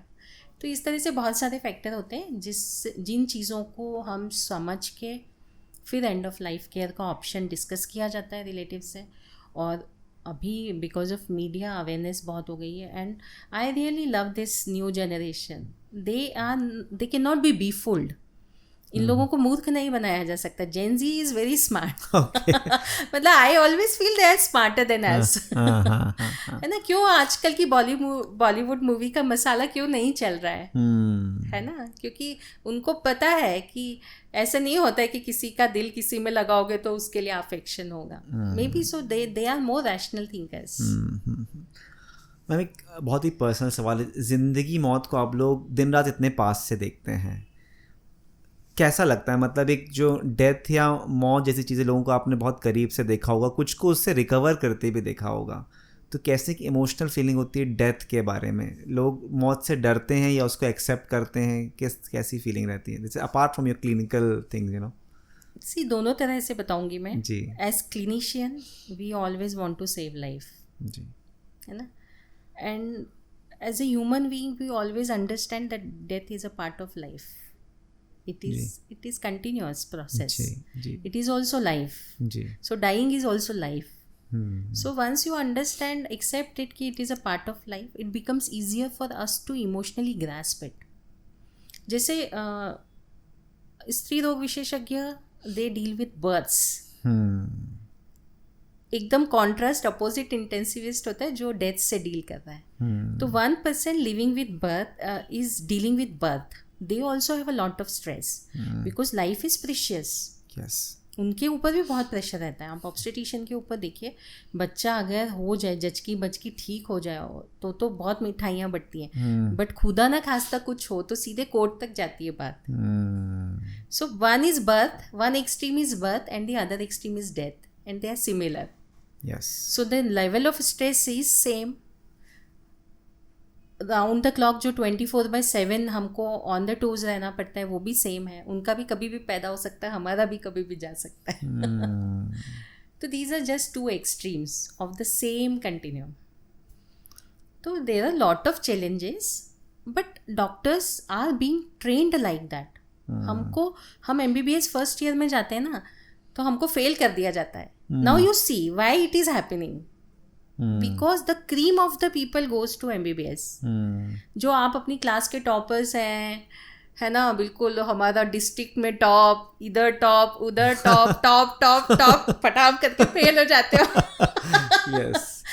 क्यों किया जाता है ऐसा? मतलब it happens. You learn to accept your failures from that very moment. कि आप वो स्ट्रेस तो वहीं शुरू हो जाता है जब आपको पहली बार फेल किया जाता है. जो फर्स्ट VCT होता है, हाँ, पहला एग्जाम जो MBBS का होता है, आई थिंक 99% या 100% फेलियर रेट होता है। और that time you also realize कि हम पास इसलिए हुए कि इन्होंने समझ लिया कि हाँ ये पास होने लायक तो है। ऐसे ही जब हमारे हाथ से कोई मरीज़ ठीक हो जाता है तो हमको लगता है भगवान ने इस लायक समझा होगा कि हमारे हाथ से अच्छा करवा दिया। तो ऐसे ही उसकी इच्छा थी कि नहीं हुआ पेशेंट का अच्छा। मरीज़ की भी अपनी किस्मत होती है कि वो किस दिन पहुंचेगा हॉस्पिटल, किसके हाथ में पड़ेगा। अगर हम इसको थोड़ा सा इस तरह से देखें तो मतलब एक वर्किंग डे है और उस दिन हर डॉक्टर कहीं कहीं बिजी है, और एक दिन छुट्टी का दिन है तो भी सब डॉक्टर्स कोइंसिडेंटली आए हुए हैं हॉस्पिटल। तो यहाँ पे एक भाग्य का जो कनेक्शन लोग कह सकते हैं, something is there, Yes, coincidence कह लें, कुछ भी कह लें। सो मैम, एक तो हो गया एक अपने ज़िंदगी और मौत के बारे में एक पर्सपेक्टिव दिया। जो पेशेंट ICU में एडमिट रहते हैं, राइट, जैसे हम OPD बेस्ड पेशेंट हैं, वो तो पेशेंट जा रहे हैं, बात करते हैं, अटैच रहते हैं। जब एक इंटेंसिविस्ट काम करता है तो क्या पेशेंट से उसका क्या अटैचमेंट रहता है, पेशेंट का उसके लिए क्या अटैचमेंट रहता है, ये क्या आप समझा पाएंगे? ये मैं बोलूँगी एक स्पेक्ट्रम है। Okay, because we have spectrum of patients. Train के डब्बे की तरह है हमारा। ट्रेन का होता है ना फर्स्ट टू थर्ड 3 टियर जो होता है ना, जिसमें एक मिडिल बर्थ होता है। आप चाहो तो उसको सपोर्ट बना लो, आप चाहो तो उसको मेन बर्थ बना लो। बिल्कुल वैसा है इंटेंसिविस्ट। तुम चाहो तो तुम्हारा सब इसने किया है, तुम ना मानो तो ठीक है, वो पीछे था चुपचाप। अच्छा, तो मतलब ये हमेशा बैकड्रॉप में रहते हैं intensivist? No, it's not like that. मैं आपको बताऊंगी। जी बताइए। क्या होता है, जैसे मैंने बोला, जो any patient who is critical is not a one man show. उसका management is a team work. Okay, someone has to be the team leader. Most of the cases में इंटेंसिविस्ट बेस्ट टीम लीडर हो पाता है, क्योंकि वो सब चीज़ों को जानता है। और जैसे ब्रेन का है कोई पेशेंट, ब्रेन इंजरी का पेशेंट है, तो न्यूरो सर्जन है, न्यूरो फिजिशियन है, they are looking after it. But उसका इफेक्ट ओवरऑल बॉडी के ऊपर जो आ रहा है, उसको संभालने के लिए इंटेंसिविस्ट चाहिए। हार्ट है, सपोज हार्ट कार्डियोलॉजिस्ट ने एंजियोग्राफी कर ली, प्लास्टिक कर ली, हार्ट फेलियर में उसका असर जो दूसरे ऑर्गन्स पे आ रहा है। आप नॉर्मल आदमी को अगर आप लिटा दो ना 2 दिन बेड के ऊपर, तो बीमार हो जाएगा। तो बीमार है जो भी लेटा हुआ है, तो उसके बाकी चीज़ों पे भी असर आने लग जाता है। उन सब चीज़ों को संभालने के लिए इंटेंसिविस्ट का रोल आता है। अब इंटेंसिविस्ट के साथ बड़ा वो होता है, क्या होता है ना कि सपोज एक अनकॉन्शियस पेशेंट आया, 1 महीना ICU में, बढ़िया है ना, इंटेंसिविस्ट दिन रात लगे, OPD टीम, नर्सिंग स्टाफ है, there are many people who are involve in the care. The moment he starts gaining consciousness ना, there is one person who is constantly, जो उसको बाद में भी फॉलो कर रहा है, वार्ड में भी फॉलो कर रहा है, OPD में भी देख रहा है। तो वो एक बंदे का तो इम्प्रेशन उसको रहता है कि इसने मुझे बचाया है। बट जो रिलेटिव्स रहते हैं ना, उनको पता होता है कि जो शुरू का टाइम था क्रिटिकल, उसमें से इंटेंसिविस्ट बाहर निकाल के लेके आया। तो हमारे साथ ऐसा भी होता है कि पूरा सब आते हैं पेशेंट, उसके रिलेटिव्स हमको खुशी बांटने के लिए आते हैं, कभी अपनी। तो रिलेटिव्स तो दे आर वेरी ओब्लाइज्ड, माँ पैर पड़ेंगे, सब करेंगे। बट जो पेशेंट होता है वो सोच रहा होता क्या किया होगा इन्होंने। अच्छा, तो मतलब पूरा 1 महीने अनकॉन्शियस था एंड रिकवर्ड, वो उसका समझ ही नहीं पाता। तो because there are so many people involve.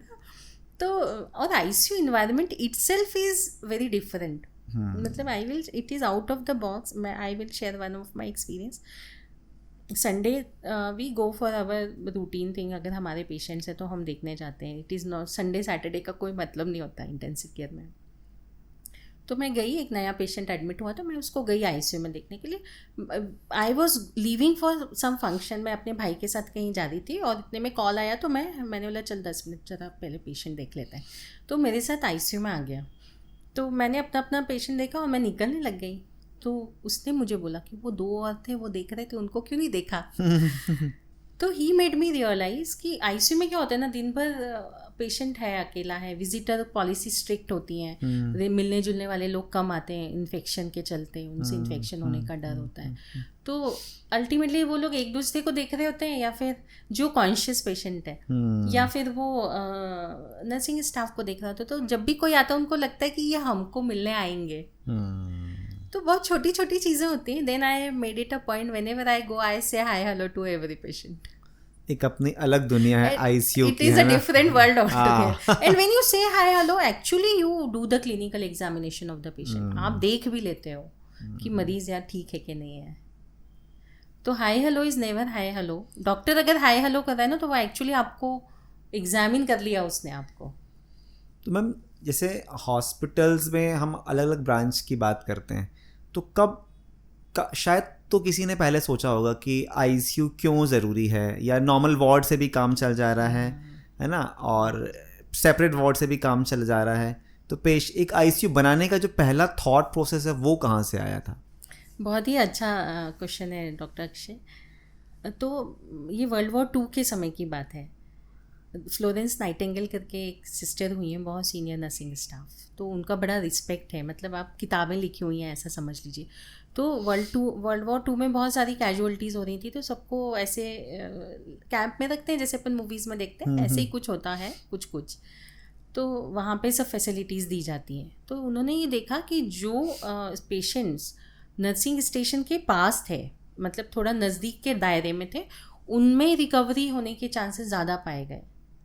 और जो थोड़ा सा दूर थे उनमें देखा गया कि हाँ उनकी रिकवरी या उनमें कॉम्प्लिकेशंस ज़्यादा हुआ है। तो उससे ये कॉन्सेप्ट आया कि जिस मरीज़ की मॉनिटरिंग ज़्यादा होगी, जो हमारे सामने, क्योंकि आप मॉनिटरिंग अगर कंटिन्यूस कर रहे हो तो कुछ भी डाउनफॉल हो रहा है तो तुरंत नोटिस में होगा, उसके ऊपर आप तुरंत एक्शन ले पाओगे। तो फ्रॉम अगर मैं बोलूँ तो यहाँ से बीज पड़ा है इंटेंसिव केयर का।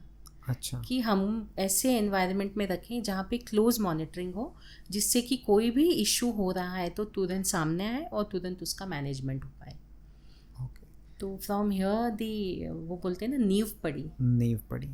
मैम आईसीयू एक तो नींव पढ़ना, फिर बहुत सारे उसके डेवलपमेंट फेजेस रहे होंगे। कुछ एक स्टैंडर्ड क्राइटेरिया जिससे हम जज कर सकते हैं, या आम पब्लिक है, जैसे मुझे किसी को आईसीयू में एडमिट कराना है, कुछ एक क्वालिटी नॉर्म्स होते होंगे या कोई सिंबल होते होंगे जिसको देख के समझ सके कि नहीं हम यहाँ पे अगर पेशेंट को एडमिट करा रहे हैं तो ये आईसीयू में सारी फैसिलिटीज़ होंगे और वो सेफ़ रहेगा हमारा पेशेंट।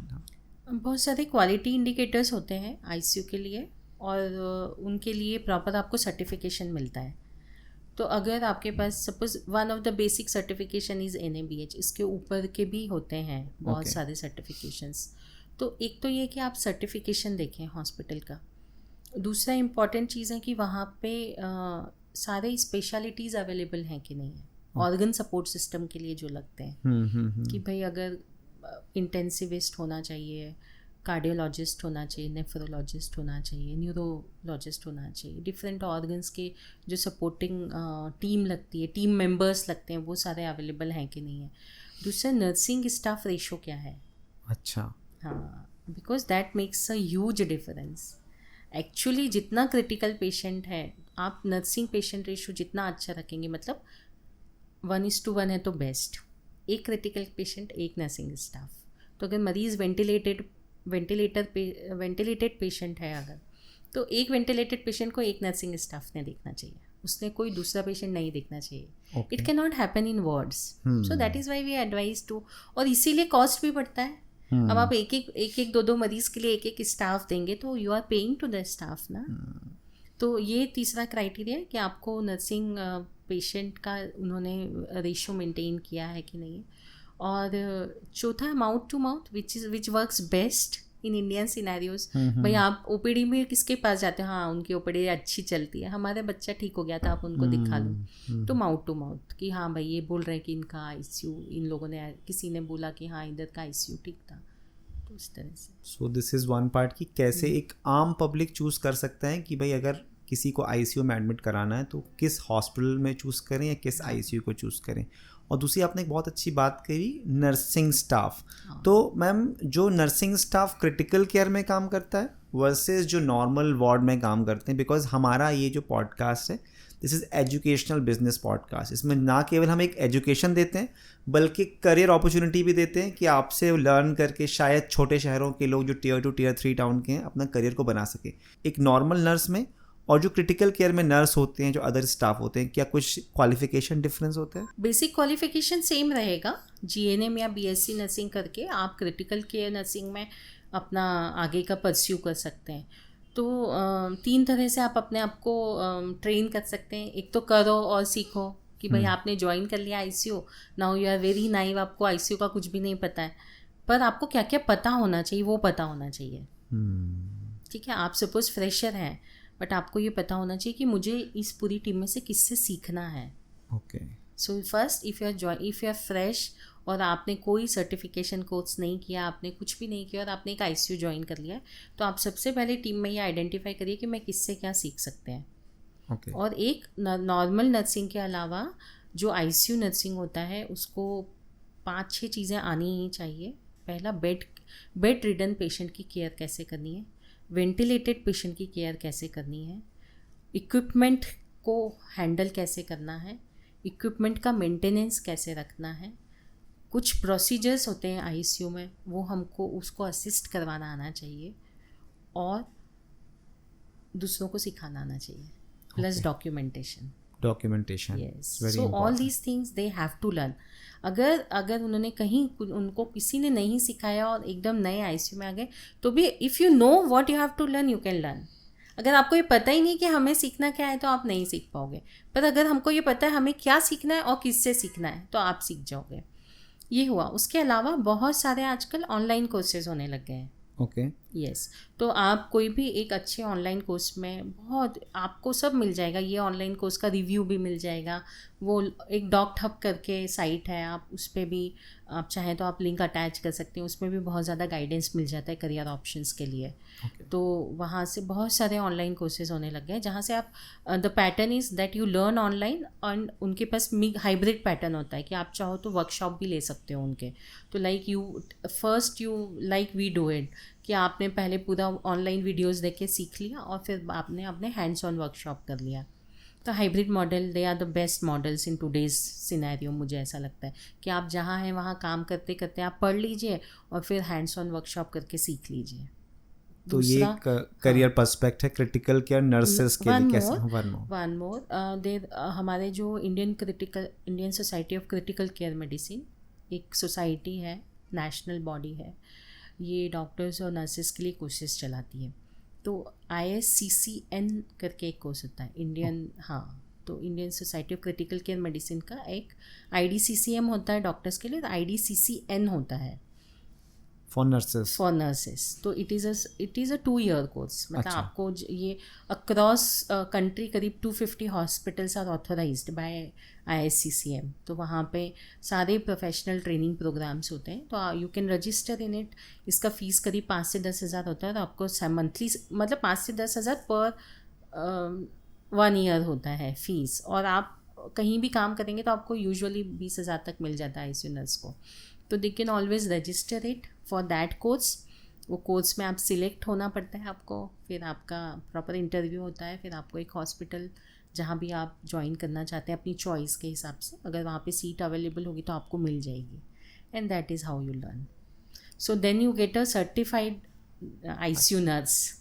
तो मैम जो सर्टिफाइड नर्स होती हैं या जो नॉर्मल नर्स भी हैं जिनको आईसीयू का काम आता है या वर्किंग स्किल है, अगर हम पे स्केल की बात करें तो क्या डिफरेंस होता है एक नॉर्मल नर्स में और क्रिटिकल केयर नर्स में? Definitely, the moment you learn ICU work you will definitely earn more than what ICU, मतलब जिस समय से आपको आईसीयू में पोस्ट किया जाता है ना, उस समय से आपकी सैलरी बढ़ जाती है नर्सेस के लिए। हाँ, same is for technicians also. ICU technicians के लिए भी काम है। तो ICU technician is one other branch, right, apart from nursing? Yes. वो कैसे होता है मैम? जी हाँ।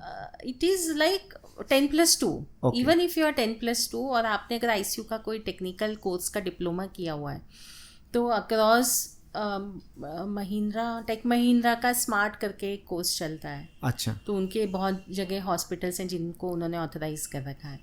तो ऐसे बहुत सारे कोर्सेज हैं, बहुत सारे हॉस्पिटल्स हैं जिनकी लिस्ट मिल जाती है ऑनलाइन। तो आप वहाँ से 10+2 करने के बाद भी आईसीयू टेक्नीशियन भी बन सकते हैं। टेक्नीशियन उतना नहीं कमाते हैं जितना नर्सेज कमाती है, because nurses are doing other things also. But even that is if you are not BSc, if you are not graduate, and if you are getting to know things, it is good. With time एक बार आप उस industry में जाते हो, exposure होता है, तो टेक्निकल के बाद you can become nursing. But it's very good career option for 10+2 जो छोटे शहर के लोग हैं. कई बार पता ही नहीं होता कि करना क्या है, तो उनके लिए मैसेज है कि you can be the part of critical care. अगर आपको हेल्थ केयर में इंटरेस्ट है तो you can become the part. मैं तो हो गया नर्सिंग की बात. अगर मेडिकल फील्ड की बात करें, किसी भी फील्ड की बात करें, अर्निंग बहुत बड़ा पर्सपेक्टिव होता है. तो एक जो क्रिटिकल केयर एक्सपर्ट होता है या इंटेंसिविस्ट होता है, तो वो कितना अर्न करते हैं पर मंथ के हिसाब से अगर बात करें तो?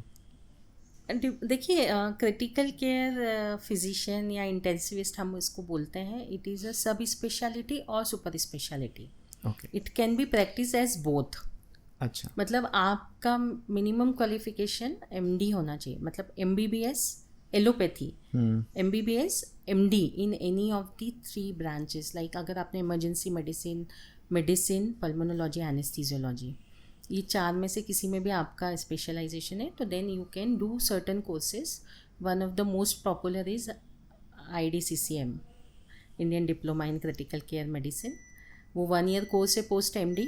अगर आपने post graduation 2 year post graduation किया है, जिसको हम लोग डिप्लोमा बोलते हैं, 2 ईयर पोस्ट ग्रेजुएशन किया तो IDCCM 2 ईयर्स का होता है. अच्छा. अगर आपने 3 ईयर्स पोस्ट ग्रेजुएशन किया which is known as MD और DNB, तो उसके बाद 1 ईयर होता है. अच्छा, ठीक है. That now when you do such courses you are a sub speciality. मतलब जैसे होता है ना, मेडिसिन वाला बोल रहा है कि हम कार्डियोलॉजी एज सब स्पेशलिटी प्रैक्टिस कर रहे हैं, या रूमेटोलॉजी एज सब स्पेशलिटी प्रैक्टिस कर रहे हैं. ऐसे ही एनेस्थीजियोलॉजिस्ट बोलेगा कि मैं क्रिटिकल केयर मेडिसिन एज सब स्पेशलिटी प्रैक्टिस कर रहा हूँ. इस तरह से या कर रही हूँ. अब बिकॉज इसका 3 लाख ICU बेड है, उनमें से सिर्फ 1.6% are being manned by trained and qualified people. 3 lakh ICU bed India में है. हाँ. और उसमें से केवल 1% जो है वो ट्रेन्ड इंटेंसिविस्ट से मॉनिटर होता है. हाँ. It's a gap of 99%. It is a big gap. Trained and qualified मैं बोलूँगी. यहाँ पे मैं थोड़ा सा इसलिए बोलूँगी ये चीज़ कि ट्रेन्ड लोग हैं, but trained and qualified 1.6% beds. तो ट्रेन्ड का मतलब तो ये तो हो गया. अब आपने एक है कि आपने DM एसेस कर लिया, DM critical care medicine, then you are a super specialist. तो स्पेशलिस्ट और सुपर स्पेशलिस्ट, तो आपकी earning will depend on that. तो जो नॉर्मल स्पेशलिस्ट की अर्निंग है किसी भी मेडिकल फील्ड में, वही यहाँ पे भी होगी, और जो नॉर्मल सुपर स्पेशलिस्ट की अर्निंग है वही यहाँ पर भी होगी. नंबर डिस्क्लोज नहीं करेंगे क्या? बिकॉज यहाँ जनता नंबर्स जानना चाहती है कि कितने लाख या करोड़ क्या क्या क्या. No, but there is a ceiling effect in this branch. जैसे सर्जन्स हुए या फिजिशियंस हुए, it is an open market ना. Like you can practice 24/7 and you can keep earning. In intensive care there is a ceiling effect कि maximum this much you will earn. तो any scale between I would say starts from 2 lakh to 10 lakhs per month. That is the average scale which any intensivist will be earning.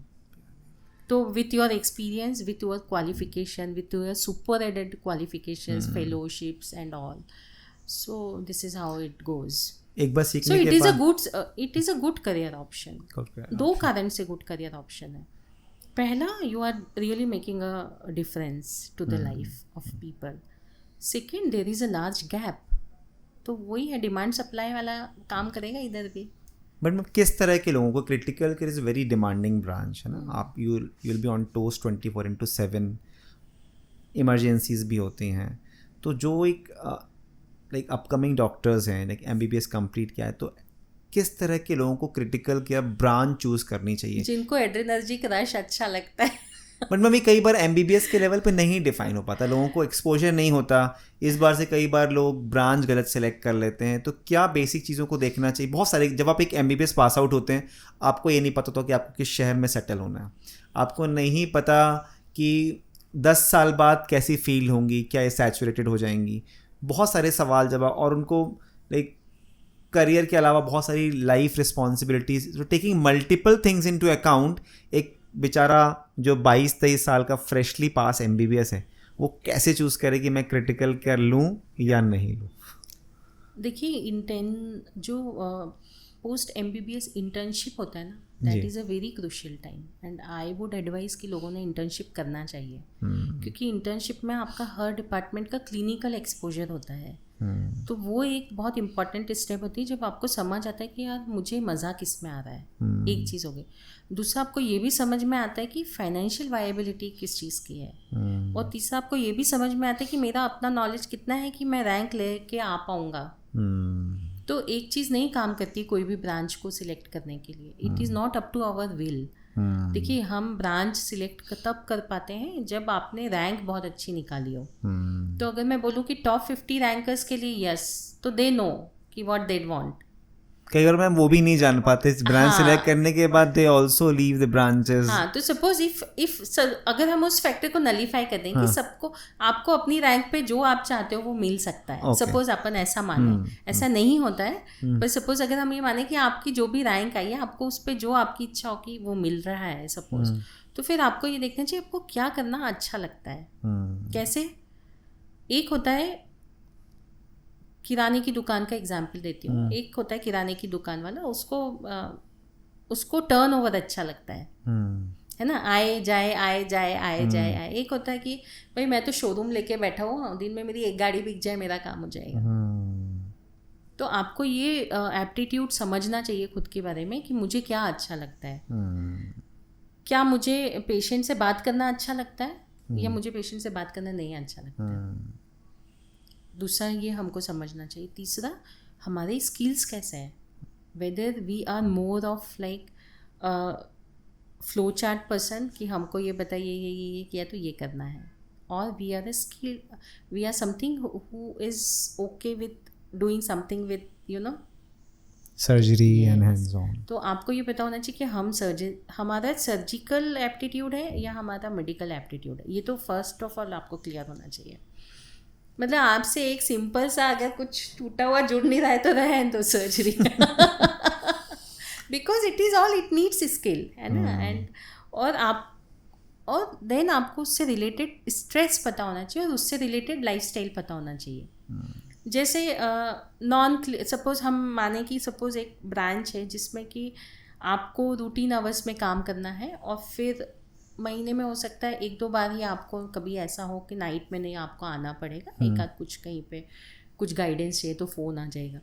और as oppose to this, एक दूसरी branch है जिसमें 1-2 दिन ही ऐसे होते हैं जब फ़ोन ना आए आपके पास रात में, तो या फिर आपको रात में जाना ना पड़े। तो ये हमको पता होना चाहिए कि 24/7 ब्रांच लेने के अपने प्रोज हैं और अपने कॉन्स हैं। मैम, अब आते हैं आपकी पर्सनल जर्नी पे। तो जब आपने चूज़ करी होगी ब्रांच, तो उस समय कितना कुछ आपको पता था क्रिटिकल केयर के बारे में, जब आपने एक पोस्ट ग्रेजुएट कोर्स चूज़ किया होगा, या उस समय कितनी अवेयरनेस थी वर्सेस आज जितना एक्सपोजर है? I started my critical care practice in 2012. Okay. Full-fledged. Okay. उसके पहले practically speaking I started it in 2008. अच्छा, आपने डिग्री अपना क्वालिफिकेशन कब कंप्लीट करके 2008 में 2009 में I jumped into this, है ना, फील्ड में जंप हुआ। तो मेरा जो एक्सपोजर हुआ ना क्रिटिकल केयर मेडिसिन का, it is because of my secondary DNB training, during my secondary DNB training, क्योंकि वहाँ पे the whole ICU was under intensive. That was a closed ICU। ICU 3 तरह का मॉडल होता है, क्लोज्ड ICU, सेमी क्लोज्ड और open. तो close मतलब टोटल होल सोल डिसीजन जो है वो क्रिटिकल केयर वाला ले रहा है।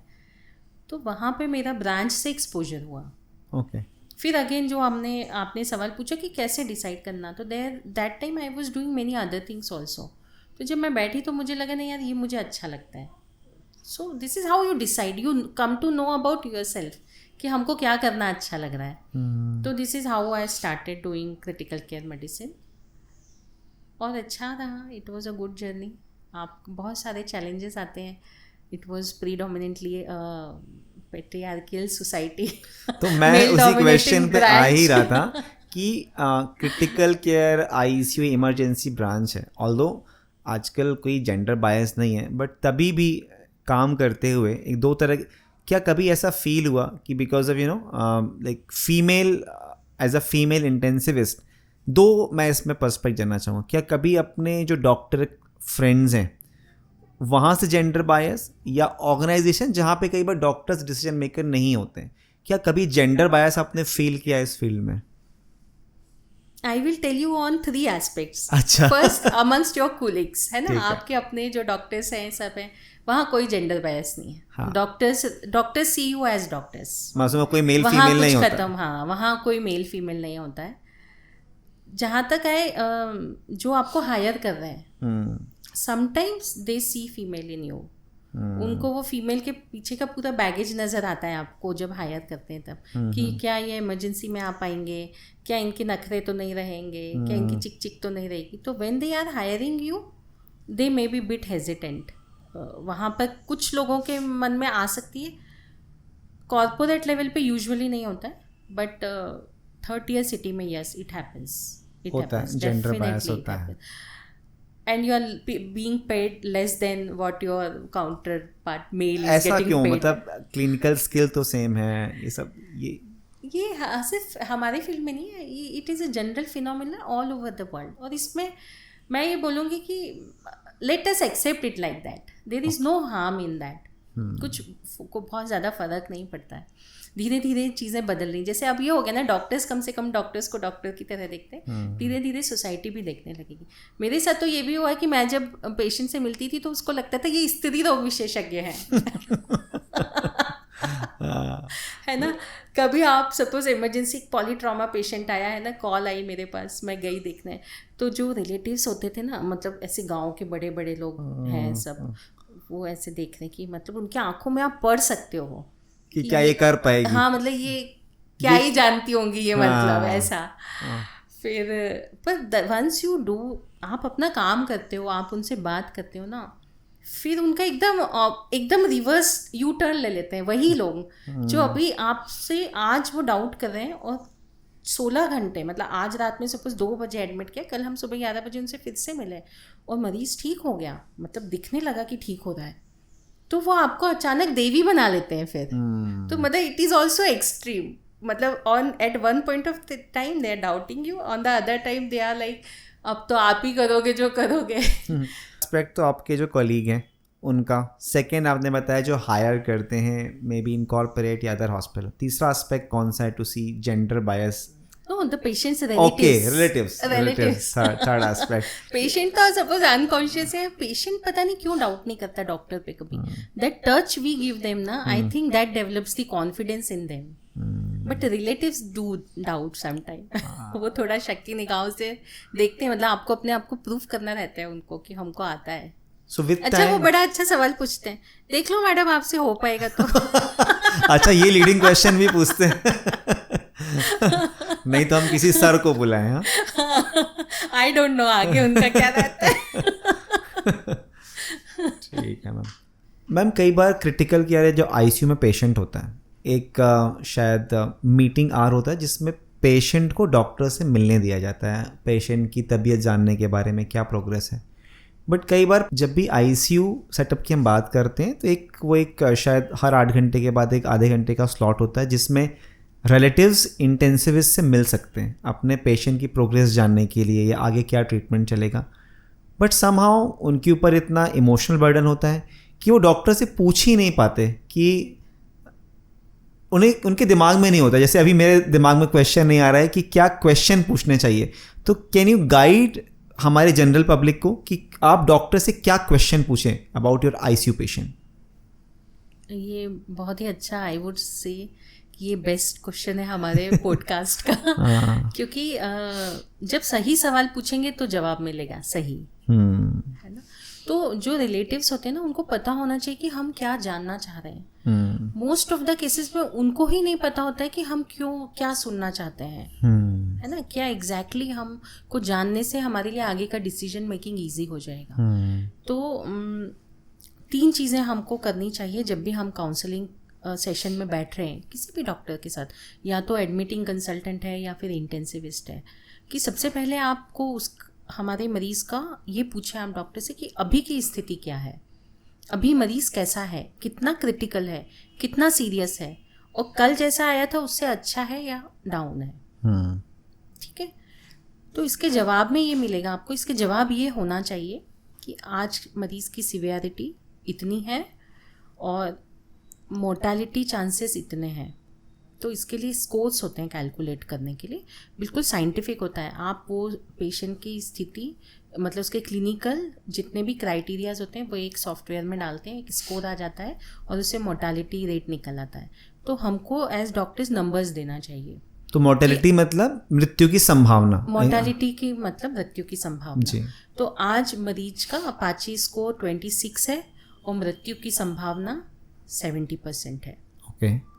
अब 70% का भी मतलब आपको समझाना चाहिए। 70% का मतलब ये होता है, मतलब क्या समझेंगे आप 70%? मतलब हम ये चांस है कि 70% शायद बच जाए, 30% नहीं बचे, ऐसा नहीं होता है। अच्छा। 70% का मतलब ये है कि अगर 100 मरीज आज की डेट में इतने सीरियस हैं तो उनमें से 30 बच जाएंगे और जो बचेंगे वो 100% बचेंगे। ओके, सो ये क्लैरिटी होना चाहिए। मैम एक बार फिर से मैं चाह रहा हूँ, 70% का मतलब है कि अगर सेम कंडीशन के 100 पेशेंट एडमिट हैं तो उसमें से 30 बचेंगे, ना कि 70। हाँ, 70% मोर्टालिटी है। ओके। तो 30 मरीज बच सकते हैं। तो अगर 99% मोर्टालिटी भी आ रही है ना, तो 1% तो बच सकता है ना, और नोबडी कैन टेल कि कौन एक होगा बचने वाला। इसलिए हमको सारे 100 में बराबर मेहनत करनी है एज डॉक्टर्स। अच्छा। क्योंकि जो बचेगा वो पूरा बचेगा। ओके, तो ये एक जो है, ये जो बड़ा मैंने कन्फ्यूजन देखा कि 70% है, 50-50 चांसेस हैं, 60-40 चांसेस हैं, इसका मतलब क्या है ये समझना जरूरी है। बहुत इंपॉर्टेंट है ये, बिकॉज ठीक है जी। तो फर्स्ट, और there are scores, validated scores हैं जिनसे आप सिवियरिटी कैलकुलेट करके और एक आप गाइड दे सकते हैं। हमेशा ऐसा होगा ज़रूरी नहीं है। दूसरा सवाल आपको पूछना है कि कल से आज कैसा है। तो जो जवाब होगा वो ये होगा कि कल से आज बेहतर है या कल से आज डाउन है। क्या बेहतर हुआ है और क्या डाउन हुआ है, और क्या ये बेहतर होना या ये डाउन होना ये सस्टेन कर रहा है या नहीं कर रहा है। देखिए, क्रिटिकल मरीज जब होता है, जब मरीज बहुत गंभीर होता है ना, कभी थोड़ा सा अच्छा होता है, कभी थोड़ा डाउन होता है, कभी थोड़ा, तो ये वैक्सिंग एंड वेनिंग चलती रहती है, ऊपर नीचे चलता रहता है। तो कोई भी चेंज एटलीस्ट 48 आवर्स तक सस्टेन रहता है ना, तब हम उसको अच्छा बोलेंगे या बुरा बोलेंगे। ओके, है ना। तो अगर मेरे से कल आप बोल रहे हैं कल की स्थिति में आज कैसा है, तो मैं बोलूँगी हाँ थोड़ा ठीक लग रहा है, बट अभी कुछ कह नहीं सकते हैं, ये टेम्पररी भी हो सकता है। अच्छा होना, सपोज कल आँख नहीं खोल रहा था, आज आँख खोली है, तो आपको ये चीज़ बतानी है। तीसरा आपको पूछना चाहिए कि अगर मेरा मरीज़ गंभीर है तो इसको ये पूरा ठीक हो जाएगा, उसके क्या चांसेस हैं। बहुत बहुत इम्पोर्टेंट सवाल है जी। Reversibility of disease, reversibility factor is very important. हम लोग सब सिवियरिटी की बात तो करते हैं, बट हम रिवर्सिबिलिटी की बात नहीं करते, और इसीलिए ये प्रॉब्लम आते हैं जितना हम नेगेटिव इमेज बोलते हैं ना, क्योंकि हम ये रिवर्सिबिलिटी फैक्टर कम्युनिकेट नहीं कर पाते हैं। मैम क्या होगा, एक सिंपल वर्ड में रिवर्सिबिलिटी क्या होता है? इसका मतलब ये होता है कि आपने फ्लोर पे पानी गिरा दिया, क्या ये पुछ जाएगा और सूख जाएगा, या ये पानी गिरता ही रहेगा, या ये गीला ही रहेगा। It is that simple. तो रिवर्सिबिलिटी ये है कि मरीज कितना भी सीरियस हो, बट ये चांस है कि उसके ऑर्गन्स वापस नॉर्मल फंक्शन करने की तरफ आ जाएंगे। और दूसरा है कि अब हम चाहे कुछ भी कर लें, ये चीज़ें आगे और डिटीरियोरेट होती जाएंगी, और एक समय ऐसा आ जाएगा जब हम कुछ भी नहीं कर पाएंगे। वो समय अभी भी हो सकता है, वो आपका क्लिनिकल जजमेंट है। 24 घंटे 48 घंटे यूजुअली हर ऑर्गन सिस्टम के हिसाब से, वो डॉक्टर एक फिल्मी डायलॉग बोलता है, 48 घंटे का समय है या 6 महीने का समय है या 7 दिन का समय है। वो इसीलिए बोलता है कि उतने समय में अगर कोई हमको रिवर्सिबिलिटी के चांसेस, साइंस नहीं दिख रहे हैं, तो फिर हम बोल पाते कि नहीं, अब कुछ फ़ायदा नहीं होगा। ओके। तो हर ऑर्गन को, जैसे आपने स्किन पे खरोच लगाई है, तो आप कितना भी ऑइंटमेंट लगा लो, क्या वो आज के आज हील हो जाएगी? क्या नहीं होगा, नहीं होगी। तो हीलिंग ऑफ एनी टिश्यू, मतलब कोई भी चीज़ का हीलिंग होने का अपना समय होता है, और आपको उतना समय देना रहता है, और वो समय देने के लिए ही हम सपोर्ट सिस्टम लगाते हैं कि अगर इसको इतना समय मिल गया तो हो सकता है इसमें हीलिंग होने लग जाए। अगर हीलिंग होगी तो पेशेंट बेटर होगा, हीलिंग नहीं होगी तो नहीं होगा। हीलिंग डॉक्टर नहीं कर सकता, हीलिंग वेंटिलेटर नहीं कर सकता, हीलिंग डायलिसिस मशीन नहीं कर सकती, हीलिंग मरीज़ खुद करता है। और यहाँ आता है वो सारे सवाल कि क्या मॉरल हाई होता है वो मरीज। हाँ मैम, हाँ ये जो बहुत ही क्वेश्चन लोग बोलते हैं कि इस मरीज़ का विल पावर बहुत अच्छा था इसलिए वो रिकवर कर गया, बहुत गंभीर बीमारियों में भी। तो एज ए इंटेंसिविस्ट क्या आप इसको देखते हैं कि विल पावर का रोल होता है पेशेंट की रिकवरी में? देखिए बिल्कुल होता है, मरीज के विल पावर का भी रोल होता है, मरीज के आसपास की जो लोग हैं ना उनकी विल पावर का, उनकी एनर्जी का भी बहुत रोल होता है। कैसे ये कम्युनिकेट, मतलब कैसे ट्रांसफर होता है? साइंटिफिकली कैसे होता है, डेफिनेटली इट इज, अगर हम बोले तो ये बिल्कुल हमको एनर्जी क्वांटम फिजिक्स पे जाना पड़ेगा। Okay, but yes we accept that it happens, as scientific people also we accept that ये सब चीज़ें होती हैं। तो अगर मरीज़ के आसपास, हम हमेशा बोलते हैं आप आओ जनरल बातें करो, इधर उधर की अच्छी न्यूज़ सुनाओ उनको, है ना, वहाँ खड़े होकर ये मत बोलो वो मर गया था, वो मर गया था, वो मर गया था, है ना। लोग मरीज़ के पास आते हैं, जो मरीज़ बीमार है उसके पास आके भी वो बीमार था तो उसको ऐसा हो गया था, वो बीमार, तो उस तरह की बातें मत करिए। आप जब भी आए उनको बोलिए अरे सब ठीक हो जाएगा, सब ठीक हो जाएगा। मतलब हमने ऐसे ऐसे क्रिटिकल मरीज़ ठीक होते हुए देखे हैं। माँ और बीवी तो किसी को भी ठीक करवा के लेके जा सकती है वो बोलते हैं ना, वो दे गिव, उनका जो डेडिकेशन होता है उसको ठीक करके लेके आने का, वो बहुत स्ट्रांग होता है। और आपको मरीज़ को हमेशा ये फील करवाना चाहिए, जो कॉन्शियस है क्रिटिकल मरीज़, कि आपके रहने से हम परेशान नहीं हो रहे हैं। मतलब हम परेशान हो रहे हैं क्योंकि हमसे ये सब काम उतना इजीली मैनेज नहीं हो पा रहा, हम अपने इमोशंस हैंडल नहीं कर पा रहे हैं। बट आपके लिए हम हैं और आप ठीक हो जाओ।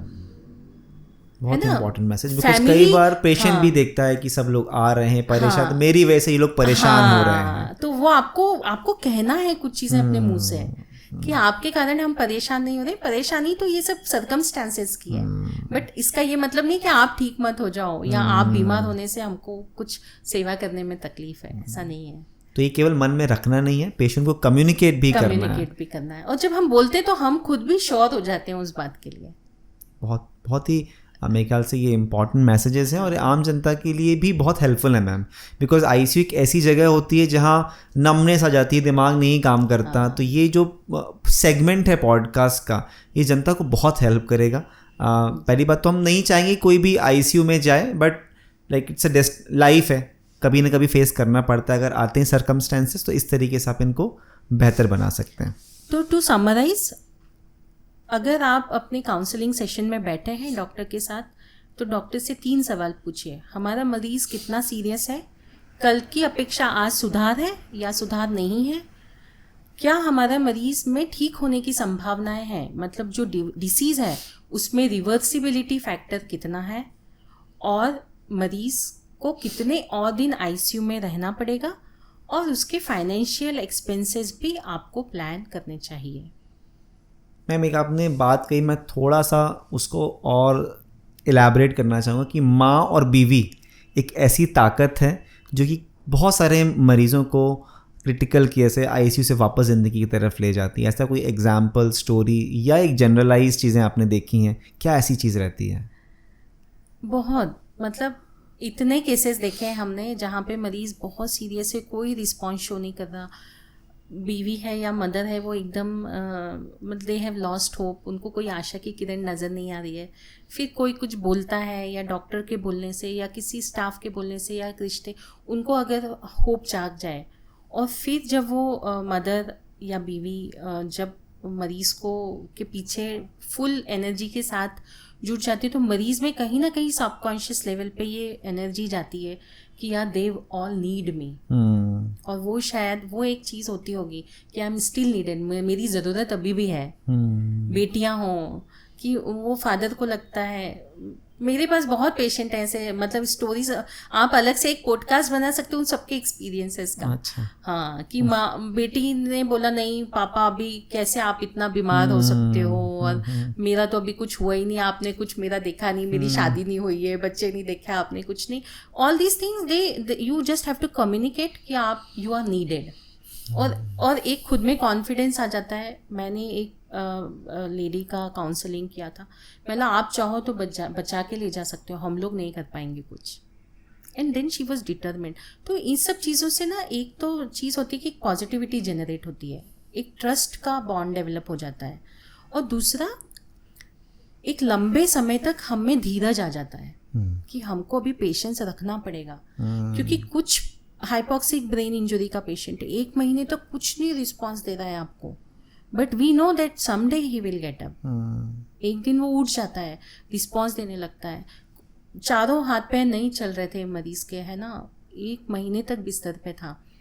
फिर उसने थोड़ा पॉजिटिव साइंस दिखाने शुरू करे, फिर हमने उसको रोबोटिक फिजियोथेरेपी के लिए भेजा जब वो उस स्टेज पे आया। फिर उस आजकल बड़ा अच्छा होने लग गया है, न्यूरो रिहैबिलिटेशन बोलते हैं उसको। क्या होता है मैम रोबोटिक फिजियोथेरेपी? मतलब मैं भी पहली बार ही सुन रहा हूँ। मरीज अगर खड़ा नहीं हो पाता है ना, हाथ पैर चारों हो गए, तो एक ऐसी मशीन होती है जिसमें पेशेंट को हाथ और पैर से लटका के और फिर वो मशीन उसके हाथ पैर चलवाती है। इंडिया में अवेलेबल है ये? Cities available in MP also, Indore में अवेलेबल है। अच्छा, हाँ, तो भेजा हमने बहुत, मतलब इंटीरियर्स ऑफ द प्लेसेस से आप कई बार मरीज के डेफिनेटली फाइनेंशियल बर्डन होता है, बट अगर वो उस चीज़ को लेने के लिए एकदम स्टूडेंट, रोड ट्रैफिक एक्सीडेंट हो गया, अभी पापा एग्जाम देने जाना था अगले दिन रेलवेज का, और आज बच्चा लेट गया है बिस्तर पे।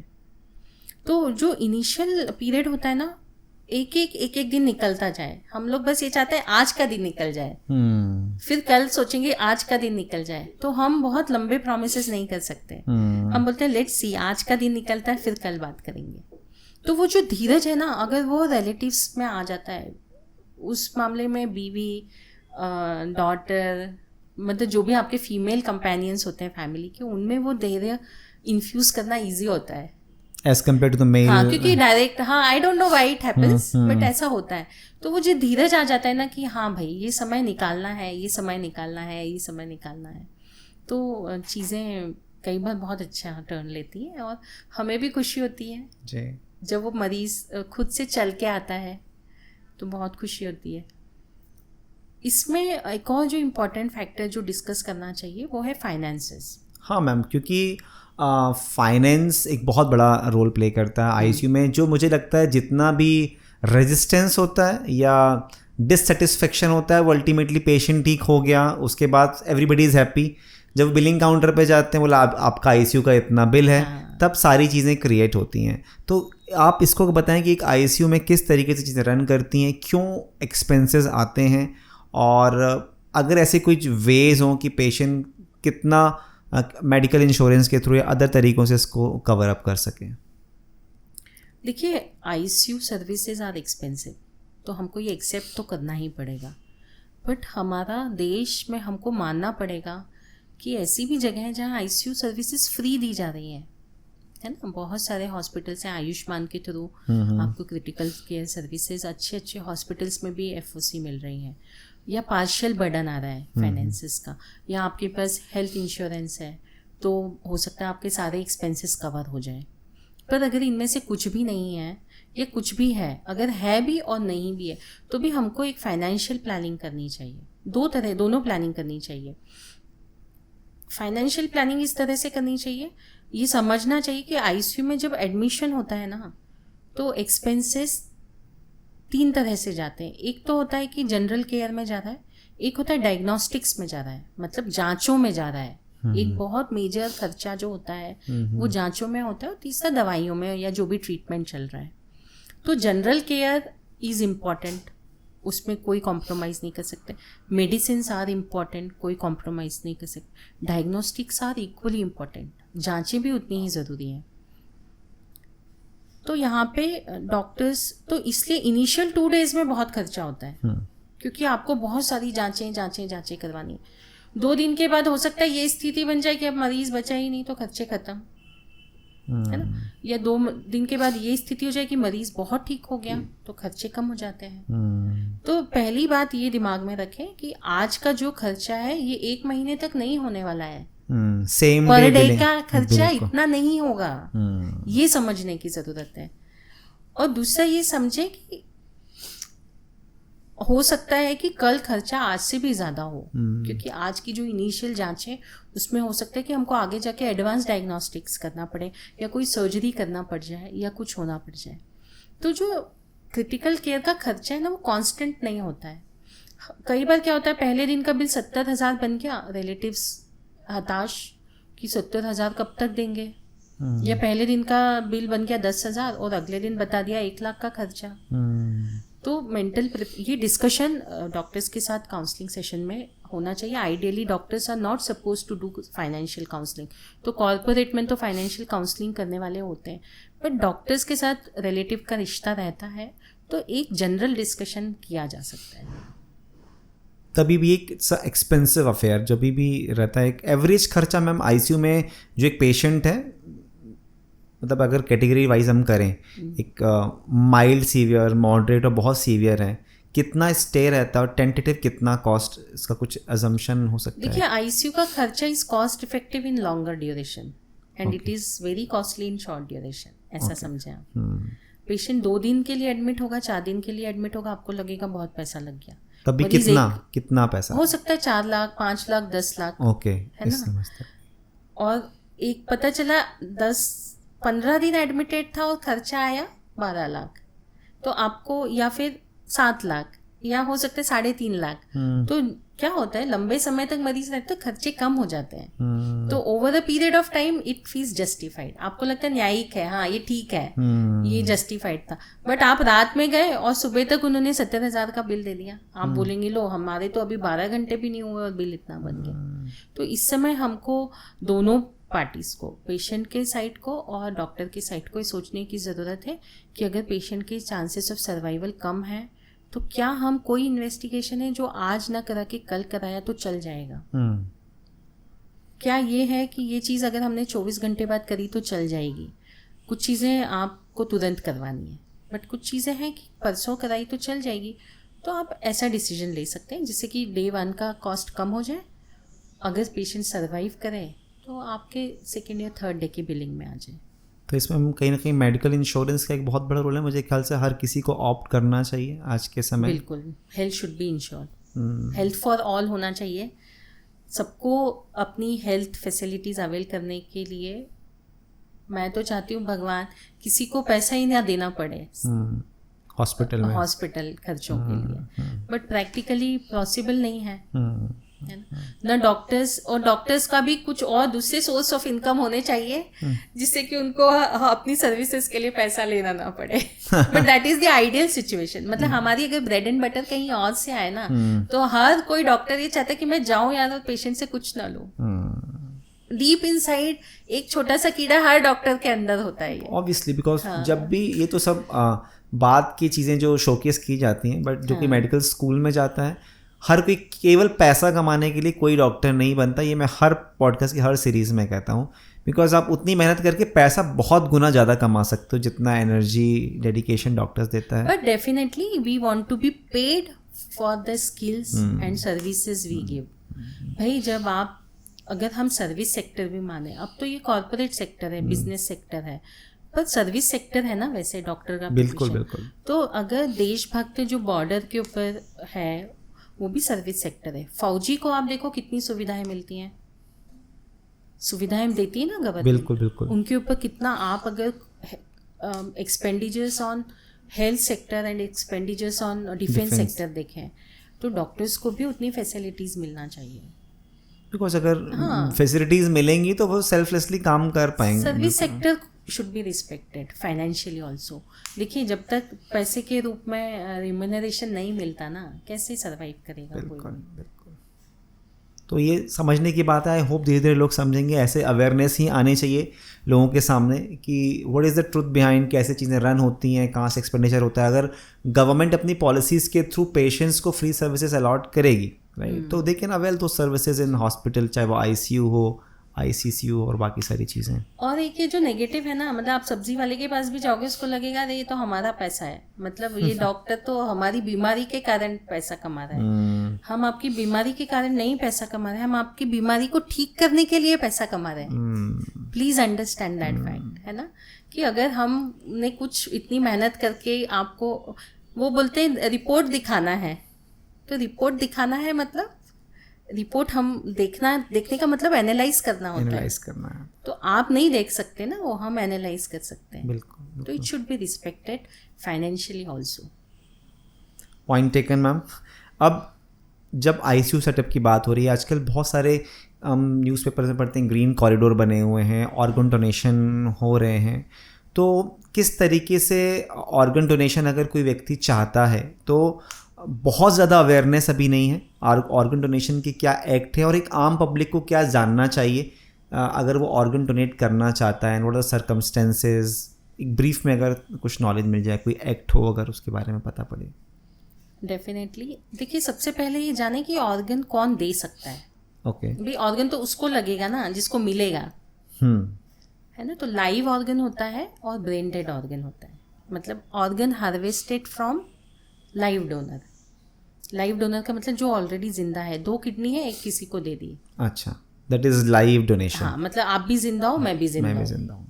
दूसरा होता है कि आप मरने वाले हो, ये पक्का हो चुका है, इसलिए आपका डोनर, आपके ऑर्गन हम जिसको जरूरत है उस तक पहुंचाने का काम कर रहे हैं। इसमें हमारा कोई स्वार्थ नहीं है।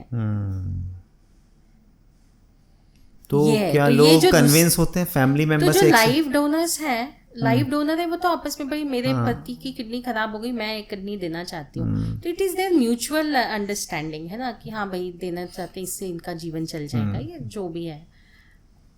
पर ब्रेन डेथ जो पेशेंट है ना, वो और जो रेसिपिएंट है, मतलब जिसको मिलना है ऑर्गन, और जो जाने वाला है, उनका वो आपस में जानते नहीं है एक दूसरे को, उनका कोई इमोशनल बॉन्ड नहीं है, कुछ नहीं है। तो ये तो टोटली एक तरह से दान है। ओके। ये कंप्लीटली दान है। वो भी दान है, पर उसमें अपना भी एक स्वार्थ है ना, कि चलो मैं दे दूँ तो मेरा ही पति ठीक हो रहा है, या ठीक है जो भी एक रीज़न है। बट ये जो है, और ये जो दान देने वाला है ना, इसने शायद पहले कुछ लिख के नहीं गया वो, तो अब जो रिस्पॉन्सिबिलिटी वो और थर्ड पार्टी के हाथ में, उसके जो फर्स्ट ऑफ कीन है, कि क्या हम हमारे 23 साल का बच्चा जो जाने वाला है, उसके जाने के दुख में हम ऑलरेडी हैं, क्या हम उसके ऑर्गन्स किसी और को देना चाहते हैं क्या? कितना टफ होता है ऐसे सिचुएशन में। और फिर मैं डॉक्टर हूँ, मैं क्यों करवाऊँ ये सब, मेरा क्या फायदा है, ये क्या नुकसान, फायदे नुकसान की भी बात नहीं है। इतनी सारी इंट्रिकेसीज हैं, वो ऑर्गन निकालना, वो ऑर्गन कहाँ हार्वेस्ट होगा, उसके लिए प्रॉपर ओटी होना चाहिए। उस ऑर्गन को रेसिपिएंट यहाँ दान देने वाला जबलपुर में है, और जिसको लगना है वो बेंगलोर में है। वो यहाँ से लेके वहाँ तक उस पर्टिकुलर टाइम पीरियड में पहुँचना चाहिए।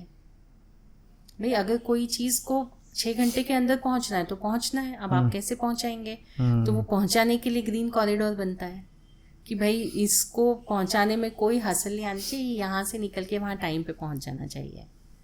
क्योंकि जब वो टाइम पे पहुँचेगा तभी वो उसमें लग पाएगा। अभी तो यहीं तक की बात हो रही, लगने के बाद वो एक्सेप्ट बॉडी करेगी कि नहीं, वो अलग सवाल है। वो बहुत अलग सवाल है। तो ये जो है, ये बहुत कॉम्प्लिकेटेड चीज़ें हैं, रिलेटिव्स के लिए भी इमोशनली, और डॉक्टर्स या जो भी टीम इन्वॉल्व है उनके लिए टेक्निकली बहुत चैलेंजिंग है। ऐसा कोई एक्ट है जिसको पढ़ के शायद लोगों को इसके बारे में इंफॉर्मेशन मिल सके? ऑर्गन प्रोटेक्शन एक्ट है। ओके। ऑर्गन प्रोटेक्शन एक्ट है। देखिए, ये ऑर्गन जो है ना, लाइव ऑर्गन ट्रांसप्लांटेशन हो गया, फिर उसके बाद ब्रेन डेड भी डॉक्टर्स ने सोचा रहे ये तो जाने ही वाला, इसका इसमें लगा देते हैं, ये सब पहले हो गया था। एक्ट बाद में बने हैं। जैसे आप देखिए ना, आप साइबर क्राइम, जब इंटरनेट यूज होने लगा तब इंटरनेट के फिर क्रिमिनल साइड निकल के आई, फिर उसको प्रोटेक्ट करने के लिए हमने एक्ट्स बनाए। तो हर चीज़ होती है, फिर उसका कोई मिसयूज करता है, फिर हमको समझ आते हैं कि इसके क्या क्या मिसयूज हो सकते हैं, फिर जाके वो एक्ट बनता है उसको प्रोटेक्ट करने के लिए। ऑर्गन प्रोटेक्शन एक्ट है, जिसमें पूरा बताया है कि कौन काउंसलिंग करेगा ऑर्गन डोनर से, के फैमिली मेम्बर्स को कौन काउंसलिंग करेगा, कौन दे सकता है, ब्रेन डेथ कब डिक्लेयर करना है, ब्रेन डेथ का डिक्लेरेशन कैसे होगा, उसके बाद कैसे ट्रांसपोर्ट होंगे ऑर्गन्स, रेसिपिएंट कैसे एनलिस्ट होते हैं, किस तरह से ऑर्गन डिस्ट्रीब्यूट होते हैं। सो ये सब चीज़ों को गाइड करने के लिए we have legal help, which is organ protection act.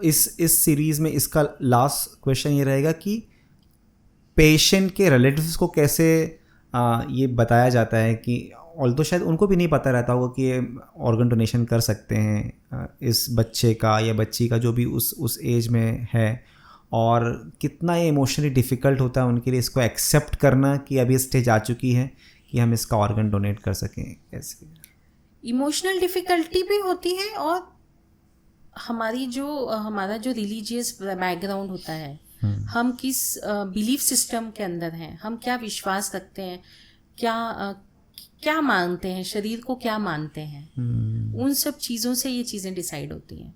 सिर्फ इमोशनल फैक्टर नहीं काम करता है। इमोशन यस, हम बहुत डिस्टर्ब हैं, पर हम ये चाहते हैं कि हमारा बच्चा जैसा है वैसा ही जले, हम उसमें से कुछ अंग भंग नहीं करना चाहते हैं। सो that is the biggest resistance. अगर हम देखें कि हम किस तरह से अपना जो सेंड ऑफ करना चाहते हैं, the one who is no more with us, हम उसको किस तरह से सेंड ऑफ करना चाहते हैं, तो वो एक हेजिटेशन है। देखिए, जिन्होंने ये कॉन्सेप्ट बनाया था ना कि ब्रेन डेथ डिफाइन करने के बाद जब हमको पता है तो अरे वाह, सर्कुलेशन तो चालू है, मतलब ऑर्गन्स तो काम कर रहे हैं, तो ये ऑर्गन्स तो काम आ सकते हैं किसी और के। उन्होंने बड़ा अच्छा सोचा होगा कि कितने लोगों की डेथ हो रही है, कितने यंग डेथ्स हो रही हैं जिनके ऑर्गन किसी और के काम आ सकते हैं, बट बिकॉज ऑफ इतने सारी लीगेसी और इतने लीगल प्रॉब्लम्स और spiritual belief system, religious belief system, financial constraints, ये उतना मैग्नीफाई नहीं हो पाया तो, और उतना एक्सेप्टेंस भी नहीं आया उसके लिए। तो दो फैक्टर हैं, इमोशनल के साथ साथ रिलीजियस फैक्टर भी काम करते हैं इसको करने में। तो अगर फाइनेंशियल टेक्निकलिटीज, मतलब इफ आपको अगर कोई ऑर्गन ट्रांसप्लांटेशन करना है तो you need a different kind of setup. तो वो हर जगह अगर उसकी फाइनेंशियल वायबिलिटी नहीं होगी तो उसको लगाना भी तो मुश्किल होता है। उतने एक्सपर्ट डॉक्टर्स चाहिए आपको।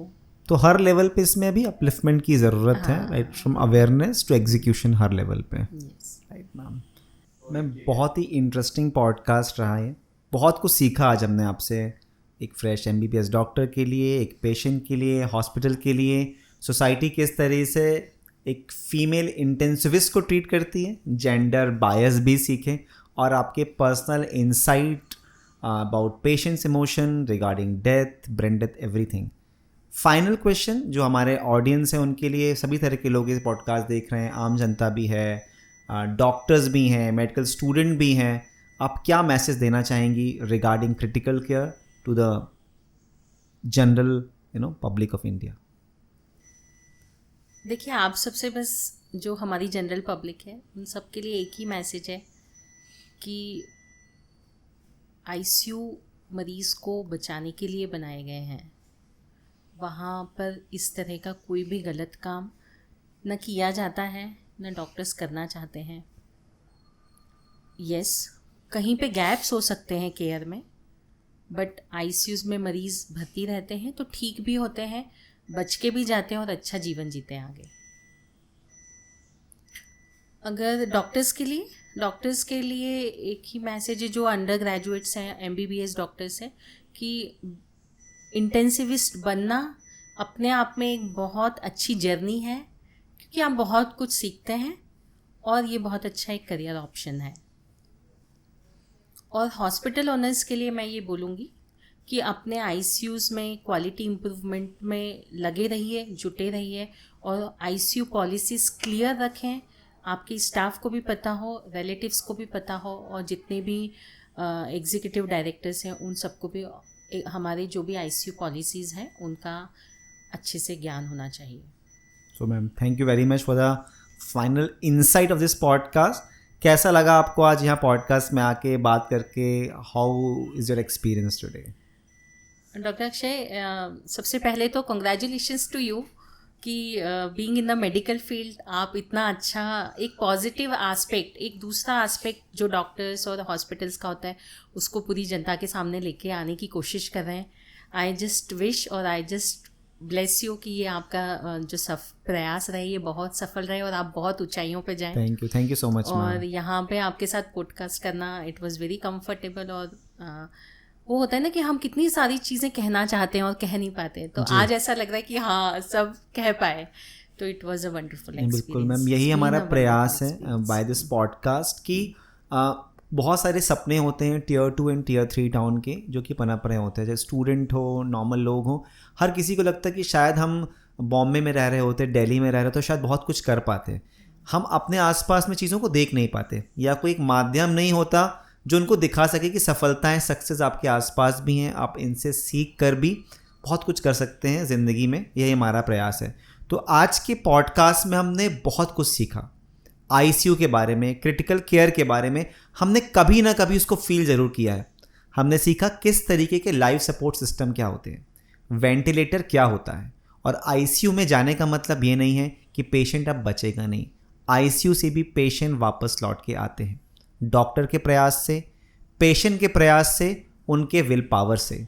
हमने ये जाना डेथ क्या होती है, ब्रेन डेथ क्या होती है, हम कैसे ऑर्गन डोनेट कर सकते हैं, कैसी नई जिंदगियां बना सकते हैं। तो क्रिटिकल केयर केवल एक टर्मिनली इल या अंतिम समय की ब्रांच नहीं है, ये वो ब्रांच है लोगों को नया जीवन देने की। इस ब्रांच के बारे में बहुत ही नया एस्पेक्ट हमने सुना डॉक्टर शोभा से, और मैं उनका बहुत बहुत शुक्रगुजार हूँ कि मेडिकल की इस ब्रांच के बारे में शायद ही, मुझे लगता है, इतना खुल के कभी कोई बात की गई होगी, और ये लोगों तक पहुँचना बहुत ज़रूरी है। और पेशेंट के लिए जो सबसे इम्पॉर्टेंट चीज़ें हैं कि कभी भी अगर आपका कोई भी पेशेंट आईसीयू में एडमिट होता है तो आपको उसके बारे में पूछना क्या है, क्या नॉलेज आपको होना ज़रूरी है उसकी वेलबींग के बारे में, रिकवरी के बारे में। अंत तक ये पॉडकास्ट देखने के लिए धन्यवाद। हमें कमेंट करके बताइएगा कि आपको ये पॉडकास्ट कैसा लगा और हम इसमें क्या इम्प्रूवमेंट कर सकते हैं, ताकि हमें और भी ऐसे पॉडकास्ट बनाने के लिए मोटिवेशन मिले। और आप किन लोगों को हमारे पॉडकास्ट में सुनना चाहते हैं ये भी हमें मैसेज करके बताइएगा। तब तक के लिए जय हिंद, जय भारत।